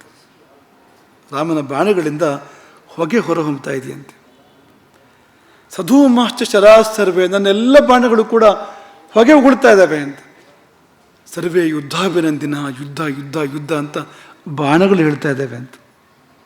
ಅಲ್ಲಿ ಯಾರು ಬೇರೆ ಮನುಷ್ಯರಿಲ್ಲ, ರಾಮನ ಸೇವೆ ಮಾಡೋದಕ್ಕೆ ಅಯೋಧ್ಯೆಯಿಂದ ಬೇರೆ ಯಾರು ಬಂದಿಲ್ಲ ಅಲ್ಲಿ, ಚಾರಡೋ ದೂತರೋ ಯಾರೂ ಇಲ್ಲ. ಆದರೆ ಬಾಣಗಳೇ ಯುದ್ಧ ಯುದ್ಧ ಅಂತ ಹೊಗೆಗಳು ಹೇಳ್ತಾ ಇದ್ದಾವಂತೆ. ಮತ್ತು ಬಿಲ್ಲುಗಳು ರುಕ್ಮ ಪೃಷ್ಠಾನಿ ಚಾಪಾನಿ ವಿಚೇಷ್ಟಂತೆ ಚ ಲಕ್ಷ್ಮಣ, ಆ ಬಿಲ್ಲುಗಳನ್ನು ಒಂದು ಕಡೆ ಕಟ್ಟಿ ಇಟ್ಟಿದ್ರಲ್ಲ, ಅವೆಲ್ಲವೂ ಹಾವುಗಳಂತೆ ಹೊರಲಾಡ್ತಾ ಇದ್ದಾವೆ, ಇದೆಲ್ಲ ಚಡಪಡಿಸ್ತಾ ಇದ್ದಾವೆ ಬಿಲ್ಲುಗಳು ಅಂತ. ಯಾಕೆಂದರೆ ಯುದ್ಧ ಯುದ್ಧ ಯುದ್ಧ ಅಂತ, ಮಹಾಯುದ್ಧ ಕಣ್ಮುಂದೆ ಇದೆ ಅಂತ. ಹಾಗೆ ನಿಜವಾದ ಆಯುಧಗಳಾದರೆ, ಶಕ್ತಿ ಸಂಪನ್ನವಾಗಿರ್ತಕ್ಕಂಥ ದಿವ್ಯವಾದ ಆಯುಧಗಳಾದರೆ ಅದಕ್ಕೆ ಜೀವ ಇರ್ತದೆ ಅಂತ, ಅದರೊಳಗೆ ದೇವತೆಗಳ ಸಾನ್ನಿಧ್ಯ ಇರ್ತದೆ ಅಂತ, ಅವು ಮಾತಾಡ್ತವೆ ಅಂತ. ಕೊಟ್ಟ ಕೊನೆಯಲ್ಲಿ ರಾಮ ನಿರ್ಯಾಣಕ್ಕೆ ಹೊರಟಾಗ ಅವನ ಬಿಲ್ಲು ಪುರುಷಾಕೃತಿಯನ್ನು ತಾಳಿ ಪಕ್ಕದಲ್ಲಿ ಬಂತಂತೆ.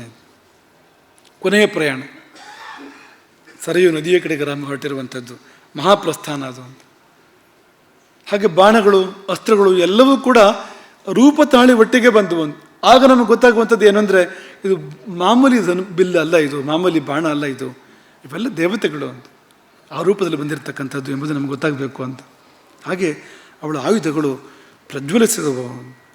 ಉದಯದ್ ಸಹಸ್ರ ಮಹಾಸಾಂ ಸಹಸ್ರತೋ ಪಿತಿಪಾಟಲಂ ನಿಜ ವಪು ಪ್ರಭಾಚರಂ. 1000 ಸೂರ್ಯರ 1000 ಅಂತ, 1000 ಬಾಲ ಸೂರ್ಯರ 1000 ಉದಯ ಸೂರ್ಯರ 1000 ಲೆಕ್ಕ ನೀವು ಹಾಕ್ಕೊಳ್ಳಿ ಅದೆಷ್ಟು ಅಂತ. ಅವರ ಏನು ಅರುಣ ಕಾಂತಿ, ತಿಳಿಗಂಪು ಕಾಂತಿ ಇರ್ಬೋದೋ ಅದನ್ನು ಮೀರಿಸುವಂಥ ಕಾಂತಿ ಆಕೆಯ ಆ ದಿವ್ಯ ವಿಗ್ರಹದಿಂದ, ದಿವ್ಯ ಶರೀರದಿಂದ ಹೊರಹೊಮ್ಮುತ್ತಾ ಇದೆ. ಪ್ರಭಾ ಝರಂ ಅಂತ, ಪ್ರಭೆಯು ಝರಿಯಾಗಿ ಹರಿದಿದೆ ಅಂತ, ಅವಳ ಪ್ರಕಾಶ ಪ್ರವಾಹವಾಗಿ ಹರಿದಿದೆ ಅಂತ ಅವಳ ರಥದಿಂದ ದಶ ದಿಸೆಗಳಿಗೆ ಅಂತ. ಆದರೆ ಅವಳ ಮುಖದ ಕಾಂತಿ ಇದೆಯಲ್ಲ, ಅದು ಚಂದ್ರಕಾಂತಿ ಅದು. ಹಾಗಾಗಿ ಅವಳ ಮುಖದ ಕಾಂತಿ ಹೇಗೆ ಹರಡ್ತೋ ಅದೆಲ್ಲ ಒಂದು ಬಿಳಿ ಮೋಡಗಳು ಹರಡಿದ ಹಾಗೆ ಅಂತ. ಆದರೆ ಚಂದ್ರಕಾಂತಿ ಬಿಳಿ ಮೋಡಗಳು ಅಂತ ಅಂದರೆ ಚಂದ್ರನೇ, ಚಂದ್ರಮಯಂ ಅಭ್ರಮಂಡಲಂ, ಚಂದ್ರಮೇಘಗಳು ಅಂತ ಆ ಥರ ವರ್ಣನೆ ಮಾಡ್ತಾ ಇದ್ದಾರೆ ಅವರು ಅದನ್ನು. ಅಂತ ಅಂದರೆ ಚಂದ್ರಕಾಂತಿಯ ಮೋಡಗಳು ಸರ್ವತ್ರ ಹಬ್ಬಿ ಹರಡಿದ ಹಾಗೆ ಅವಳ ಮುಖಕಾಂತಿ ಹಾಗೆ ಹಬ್ಬಿ ಹರಡ್ತಾ ಇತ್ತು. ಶ್ವೇತಛತ್ರ ಆಕೆಯದ್ದು. ನಾವು ಮೊದಲ ದಿನ ಹೇಳಿದ ಹಾಗೆ 10 ಯೋಜನ ವಿಸ್ತಾರದ ಶ್ವೇತಛತ್ರ ಅದು. 10 ಯೋಜನ ಎತ್ತರದ ರಥಕ್ಕೆ 10 ಯೋಜನ ವಿಸ್ತಾರದ ಶ್ವೇತಛತ್ರ ಅದು. ಪೂರ್ತಿ ಅದು ಮುಕ್ತಾಮಯ, ಅದು ಮುದ್ದಿನಿಂದ ವಿರಚಿತವಾಗಿರ್ತಕ್ಕಂಥ ಆ ಶ್ವೇತಛತ್ರ ಅದು. ಧವಲಾತ ಪತ್ರ, ಚಂದ್ರಮಂಡಲವನ್ನು ನೆನಪು ಮಾಡಿಕೊಡ್ತಕ್ಕಂಥದ್ದು. ಅವಳ ಸೋದರ ಪ್ರೀತಿಯಿಂದ ಕೊಟ್ಟಿದ್ದು, ಉಡುಗೊರೆಯಾಗಿ ಕೊಟ್ಟಿರ್ತಕ್ಕಂಥದ್ದು. ಹರಿಯ ಕೊಡುಗೆ, ವಿಷ್ಣುವಿನ ಕೊಡುಗೆ ಅದು. ಪಕ್ಕದಲ್ಲಿ ಪರಿಚಾರಕಿಯರು, 4 ಪರಿಚಾರಕಿಯರು, ವಿಜಯೇ ಮೊದಲಾಗಿರ್ತಕ್ಕಂಥ 4 ಪರಿಚಾರಕಿಯರು ಚಾಮರದಿಂದ ಬೀಸ್ತಾ ಇದ್ದಾರೆ. ಅಭಿವೀಜಿತ ಚ ಮಣಿಕಾಂಡ ಶೋಭಿನ ವಿಜಯಾದಿ ಮುಖ್ಯ ಪರಿಚಾರಿಕಾ ಜನೈಹಿ ನವಚಂದ್ರಿಕಾ ಲಹರಿ ಕಾಂತಿ ಕಂದಲಿ ಚತುರೇಣ ಚಾಮರ ಚತುಷ್ಟಯೇನ ಚ. 4 ಚಾಮರಗಳು, 4 ಪರಿಚಾರಕಿಯರು, 4 ದಿಕ್ಕಿನಿಂದ. ಆ ಚಾಮರದ ಕಾಂಡ, ಅದು ಹಿಡಿಕೆ ಪೂರ್ತಿ ಮಣಿಯಿಂದ ರಚನೆ ಆಗಿರ್ತಕ್ಕಂಥದ್ದು. ಯಾಕೆಂದರೆ ದೇವಿ ಅಷ್ಟು ವೈಭವದವಳವಳು. ಎಲ್ಲ ಮುಕ್ತಾಮಯ, ಮಣಿಮಯ, ಕನಕಮಯ, ರಜತಮಯ, ಸ್ಫಟಿಕಮಯ, ದಂತಮಯ ಆ ದೇವಿಯದ್ದು ಅಂಥದ್ದದು ಅಂತ. ಇನ್ನು 100 ಸಾಮ್ರಾಜ್ಯ ಚಿಹ್ನೆಗಳಂತೆ ಅವಳು ಸುತ್ತಮುತ್ತ ಸಾಮ್ರಾಜ್ಯ ಸೂಚಕವಾಗಿರ್ತಕ್ಕಂಥ ಚಿಹ್ನೆಗಳು. ಅದು ಶ್ವೇತಛತ್ರ ಇರ್ಬೋದು, ಧವಲ ಚಾಮರ ಇರ್ಬೋದು, ಅಥವಾ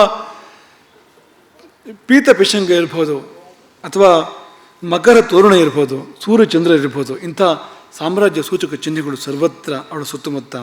ಏನರ್ಥ ಅಂದರೆ ಈ ಜಗತ್ತಿನಲ್ಲಿ ಶಕ್ತಿ ರಾಜ್ಯ ಒಂದೇ ರಾಜ್ಯ, ಬೇರೆ ಯಾವುದು ರಾಜ್ಯ ಅಲ್ಲ, ಬೇರೆ ಯಾವುದು ಸಿಂಹಾಸನ ಅಲ್ಲ, ಬೇರೆ ಯಾವುದು ಕೂಡ ಅದು ಇದರ ಹೋಲಿಕೆಗೆ ಬರುವಂಥದ್ದಲ್ಲ. ಶಕ್ತೈಕ ರಾಜ್ಯ ಅದನ್ನು ಸೂಚಿಸ್ತಕ್ಕಂಥ ಸಾಮ್ರಾಜ್ಯ ಸೂಚಕವಾಗಿರ್ತಕ್ಕಂಥ ಅನೇಕ ಬಿರುದು ಭಾವನೆಗಳು ಅವಳ ಸುತ್ತಮುತ್ತ.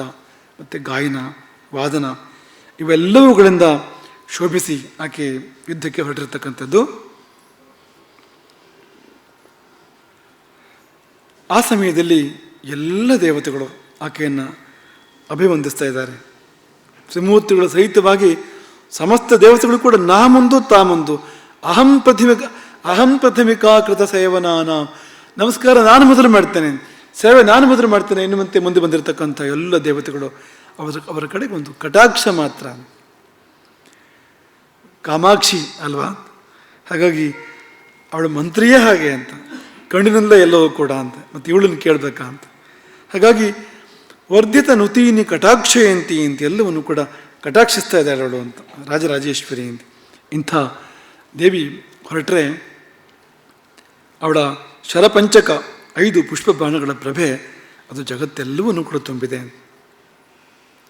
ಜ್ಯೋತಿರ್ಮಯಂ ತ್ರಿಭುವನಂ ಮಹಾಸಾದಧಾನೈ, ಇಡೀ 3 ಲೋಕವನ್ನು ಕೂಡ ಆವರಿಸಿದೆ ಅವಳ ಶರಪಂಚಕದ ಅರವಿಂದ, ಅಶೋಕ, ಚೂತ, ನವಮಲ್ಲಿಕ, ನೀಲೋತ್ಪಲ ಎಂಬ 5 ಹೂವಿನ ಬಾಣಗಳ ಪ್ರಭೆ ಸಮಸ್ತ ಪ್ರಪಂಚವನ್ನು ಕೂಡ ವ್ಯಾಪಿಸಿದೆ. ಏತನ್ಮಧ್ಯೆ ಅಪ್ಸರೆಯರು ಲಾಜವರ್ಷವನ್ನು ಮಾಡ್ತಾ ಇದ್ದಾರೆ, ಅರಳಿನ ಮಳೆಯನ್ನು ಕರೀತಾ ಇದ್ದಾರೆ.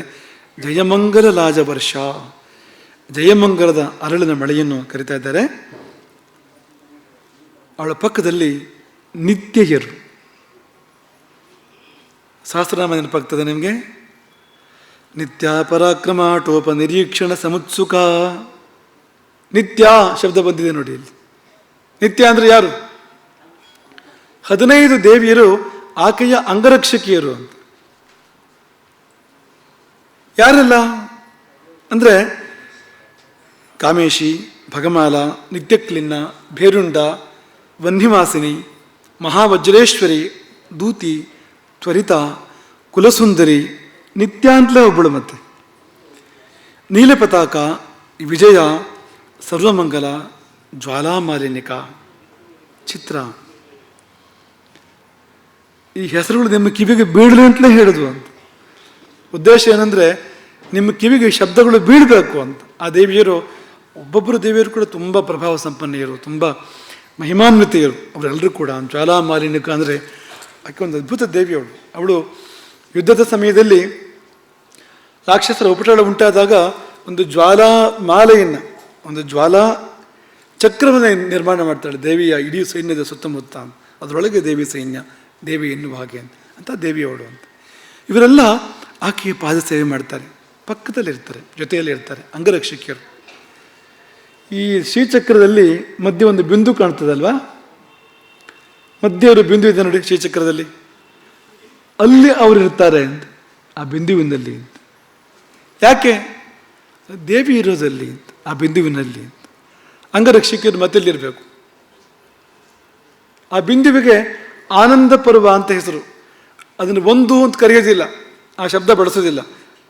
ಮುಂದಕ್ಕೆ 2, 3, 4 ಅಂತ ಆವರಣಗಳು ಶುರುವಾಗ್ತವೆ. ಅದರ ನಂತರ ಇದು ಒಂದು ಕೂಡ ಅಲ್ಲ ಅಂತ ಆನಂದ ಪರ್ವ ಅಥವಾ ಮಧ್ಯಮ ಪರ್ವ ಅಂತ ಕರೀತಾರೆ. ಅಲ್ಲಿ ಆ ರಥದ ಆ ಭಾಗದಲ್ಲಿ ದೇವಿ ನೆಲೆಯಾಗಿರುವಂಥದ್ದು. ಅಲ್ಲಿ ಈ 15 ನಿತ್ಯರು ದೇವಿಯ ಪರಿಚರ್ಯೆಯನ್ನು ಮಾಡ್ತಾರೆ. ಅವರು ದೇವಿಗೆ ಸಂಗ್ರಾಮ ವೇಷವನ್ನು ತೊಡಿಸಿದ್ರಂತೆ. ಸಂಗ್ರಾಮ ವೇಷ ಒಂದು ಬೇರೆ ಇದೆಯಲ್ವಾ, ಕವಚ ಇರ್ಬೋದು ಅಥವಾ ಕೈದು ಇರ್ಬೋದು.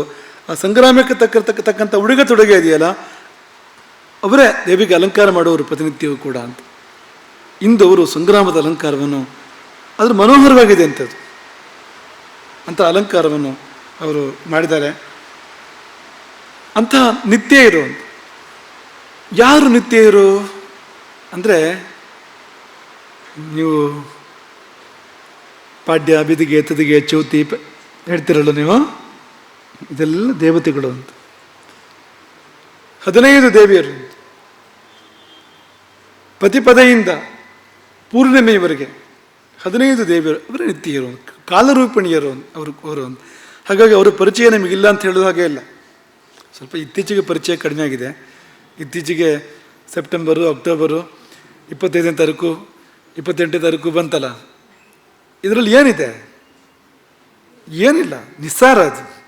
ಆದರೆ ಈ ನಮ್ಮ ತಿಥಿಗಳಿದೆಯಲ್ಲ, ಪ್ರಥಮ, ದ್ವಿತೀಯ, ತೃತೀಯ ತಿಥಿಗಳಿದೆಯಲ್ಲ, ಇದೆಲ್ಲ ದೇವತಾ ಸ್ವರೂಪ ಅಂತ.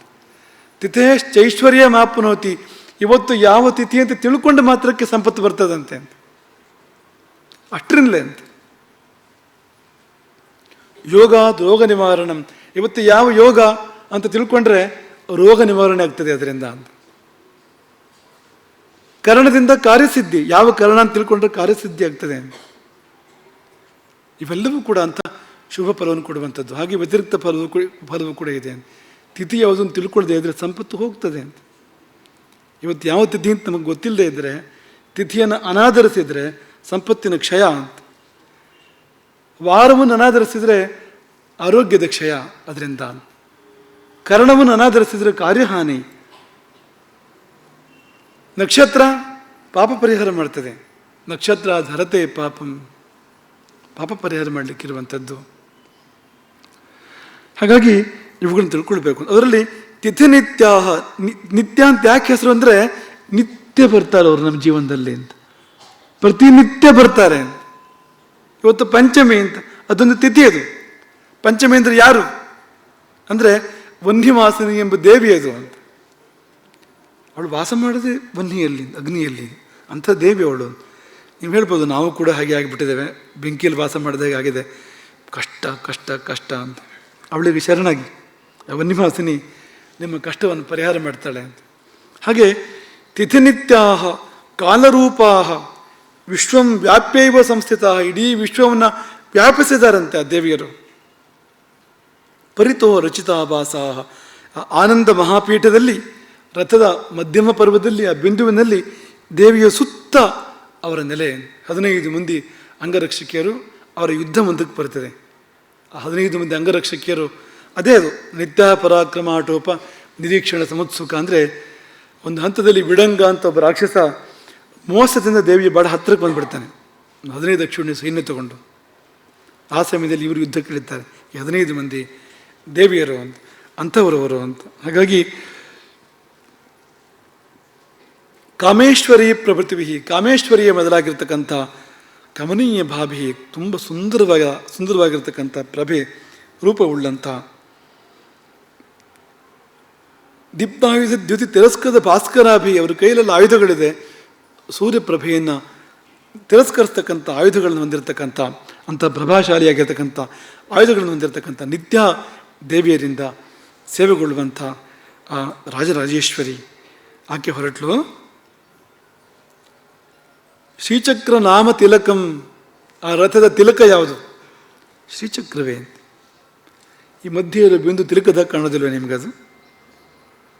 ತಿಲಕ ಅಂತ ಅನಿಸೋದಿಲ್ಲ ನಿಮ್ಗೆ ಮಧ್ಯೆ ಇರೋ ಬಿಂದುವನ್ನು ನೋಡಿದರೆ?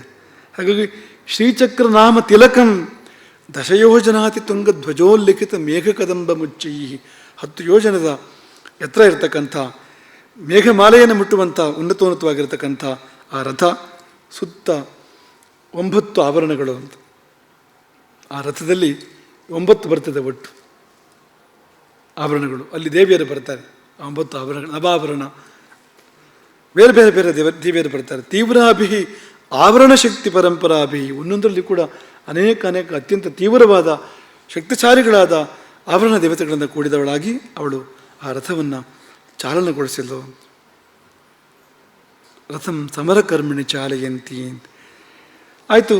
ದಂಡನಾಥ ದೇವಿಗೆ 12 ನಾಮಗಳಿಂದ ಸ್ತೋತ್ರ, ಶ್ಯಾಮಲಾಂಬಿಕೆಗೆ 16 ನಾಮಗಳಿಂದ ಸ್ತೋತ್ರ. ಈಗ ಸಾಕ್ಷಾತ್ ರಾಜರಾಜೇಶ್ವರಿ ಭಟ್ಟಾರಿಕೆ ಲಲಿತಾ ಮಹಾ ತ್ರಿಪುರ ಸುಂದರಿ ಆಕೆ ಚಕ್ರರಾಜ ರಥವನ್ನೇರಿ ಯುದ್ಧಕ್ಕೆ ಹೊರಟಾಗ ಪಂಚವಂಶಿತ ನಾಮಗಳು, 25 ನಾಮಗಳು ಅದನ್ನು ಹೇಳ್ಕೊಡ್ತೇವೆ. ಅದನ್ನು ಹೇಳಿ ಇವತ್ತಿನ ಪ್ರವಚನವನ್ನು ಪರಿವರ್ತನೆ ಮಾಡೋಣ. 6 ಸಾರಥಿಗಳ ರಥ ಅದು. ರಥಕ್ಕೆ ಒಬ್ಬೊಬ್ಬರು ಸಾರಥಿಗಳಲ್ವಂತೆ, 6 ಸಾರಥಿಗಳಂತೆ. ಅದಕ್ಕೆ ಇರಾ, ತ್ರಿಪುರ ಭೈರವಿ, ಸಂಹಾರ ಭೈರವ, ರಥಯೋಗಿನಿ ವಲ್ಲಭ, ಸಾರಸ, ಚಾಮುಂಡ, 6 ಸಾರಥಿಯರು. ಚಾಮುಂಡ ಕೂಡ ಸಾರಥಿ ಈ ರಥಕ್ಕೆ ಅಂತ, ಸಾರಥಿನಿ ಅಂತ ಕರಿಬೋದು. 3 ಸ್ತ್ರೀಯರು, ಸ್ತ್ರೀ ದೇವತೆಗಳು, 3 ಪುರುಷ ದೇವತೆಗಳು, ಹಾಗೆ 6 ದೇವತೆಗಳು ಈ ರಥಕ್ಕೆ ಸಾರಥಿಗಳು. ಅವರ ನಡುಗೂಡಿ ರಥ ಮುಂದಕ್ಕೆ ಹೊರಟಿರ್ತಕ್ಕಂಥದ್ದು. ಪಂಚವಂಶಿತ ನಾಮವನ್ನು ಅನುಸಂಧಾನ ಮಾಡೋಣ. ನಿಮಗೆ ಕೊಟ್ಟಿರ್ತಕ್ಕಂಥ ಆ ಒಂದು ಪತ್ರಕ ಏನಿದೆಯೋ ಆ ಪತ್ರಕದಲ್ಲಿ ಪಂಚವಂಶಿತ ನಾಮವೂ ಕೂಡ ಇದೆ. ತುಂಬ ಮುಖ್ಯವಾಗಿರ್ತಕ್ಕಂಥದ್ದು ಈ ಪಂಚವಂಶಿತಿ ನಾಮ. ನಿಮಗೆಲ್ಲ ಬೇಕೇ ಬೇಕು. ಇದು ಜೀವನಕ್ಕೆ, ನಿಮ್ಮ ಜೀವನದಲ್ಲಿ ಯಾವುದನ್ನು ಬೇಕೇ ಬೇಕು ಅಂತ ಬಯಸ್ತೀರೋ ಅದೆಲ್ಲ ಇದರಲ್ಲಿ ಸೇರಿದೆ. ಈ ಪಂಚವಂಶಿತ ನಾಮದಲ್ಲಿ ಸೇರಿದೆ. ತುಂಬ ಸುಲಭ. ಎಷ್ಟು ಸುಲಭ ಮಾಡಿಕೊಟ್ಟಿದ್ದಾರೆ ಅಂದರೆ, ನಿಮಗೆ ಶ್ರೀಚಕ್ರಾರ್ಚನೆ 10-12 ಗಂಟೆ ಬೇಕು ಮಾಡೋದಕ್ಕೆ. ಅದನ್ನು ತುಂಬ ನಿಯಮಗಳು ಬೇಕು ಅದಕ್ಕೆ. ಹೋಗಲಿ, ಸಹಸ್ರನಾಮ ಅಂದರೆ ಅದಕ್ಕೂ ಒಂದು ಸ್ವಲ್ಪ ಹೊತ್ತು ಬೇಕು. ತ್ರಿಶತಿ ಸಹಸ್ರನಾಮದಷ್ಟಲ್ಲ, ಆದರೂ ಅಷ್ಟೆಲ್ಲ ಬೇಗ ಆಗೋದಿಲ್ಲ ಅದು ಅಂತ. ಅಷ್ಟೋತ್ತರ 108 ನಾಮ ಇದೆಯಲ್ಲ, ಉದ್ದುದ್ದ ಇದೆ ಒಂದೊಂದು ಕೂಡ. ಅಲ್ಲಿಂದ ಮುಂದಕ್ಕೆ ಪಂಚವಂಶಿತ ನಾಮಗಳು. ಇದಕ್ಕೂ ಪುರುಸೊತ್ತಿಲ್ಲ ಅಂದರೆ ಒಳ್ಳೇದಾಗೋದಕ್ಕೆ ಪುರುಸೊತ್ತಿಲ್ಲ ಅಂತ ಅರ್ಥ ಅದಕ್ಕೆ ಅಂತ. ಜೀವನದಲ್ಲಿ ಉದ್ಧಾರ ಆಗೋದಕ್ಕೆ ನನಗೆ ಪುರುಸೊತ್ತಿಲ್ಲ ಅಂದರೆ ಏನು ಮಾಡೋದು? ಅವನನ್ನು ಯಾರೂ ಉದ್ಧಾರ ಮಾಡೋಕ್ಕೆ ಸಾಧ್ಯ ಇಲ್ಲ, ಬಚಾವ ಮಾಡೋಕ್ಕೆ ಸಾಧ್ಯ ಇಲ್ಲ ಅಂತ. ಹಾಗಾಗಿ ಆ ಶಬ್ದ ಬಳಸಬಾರ್ದು. ನಾವು ಅಷ್ಟು ಸುಲಭ ಮಾಡಿಕೊಟ್ಟಿದ್ದಾರೆ ಅನ್ನೋದನ್ನು ನಾವು ಮನಸ್ಸಲ್ಲಿಟ್ಕೊಳ್ಬೇಕು. ನೇರವಾಗಿ ಕೂತ್ಕೊಳ್ಳಿ. ಭಾವದಲ್ಲಿ ಇದನ್ನು ಹೇಳ್ತಾ ಹೋಗಿ, ಲಲಿತಾ ತ್ರಿಪುರ ಸುಂದರಿಯನ್ನು, ರಾಜರಾಜೇಶ್ವರಿಯನ್ನು ಸ್ಮರಣೆ ಮಾಡಿ ಹೇಳ್ತಾ ಹೋಗಿ. ಸಿಂಹಾಸನೇಶಿ ಲಲಿತಾ ಮಹಾರಾಜ್ಞಿ ವರಾಂಕುಶ ಚಾಪಿನಿ ತ್ರಿಪುರಾ ಚೈವ ಮಹಾತ್ರಿಪುರ ಸುಂದರಿ ಸುಂದರಿ ಚಕ್ರನಾಥಾ ಚ सम्राज्ञी चक्रिणी तथा चक्रेश्वरी महादेवी कामेशी परमेश्वरी कामराजप्रिया कामकोटिका चक्रवर्तिनी महाविद्या शिवा अनंगवल्लभा सर्वपाटला कुलनाथा आम्नायनाथा ಸರ್ವಾಂನಾಯನಿವಾಸಿನಿ ಶೃಂಗಾರನಾಯಿಕಾ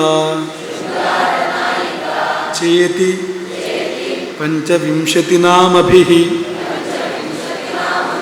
ಸ್ತುವಂತಿ ಯೇ ಮಹಾಭಾಗಾಂ ಲಲಿತಾಂ ಪರಮೇಶ್ವರೀಂ ತೇ ಪ್ರಾಪ್ನುವಂತಿ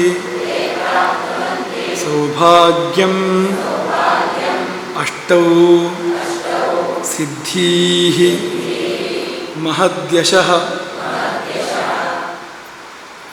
ಸೌಭಾಗ್ಯ, ಈ ಪಂಚವಿಂಶತಿ ನಾಮಗಳು ಕೊಡುವಂಥದ್ದು ಸೌಭಾಗ್ಯವನ್ನು, ಅಷ್ಟಸಿದ್ಧಿಗಳನ್ನು ಮತ್ತು ಮಹತ್ತಾದ ಯಶಸ್ಸನ್ನು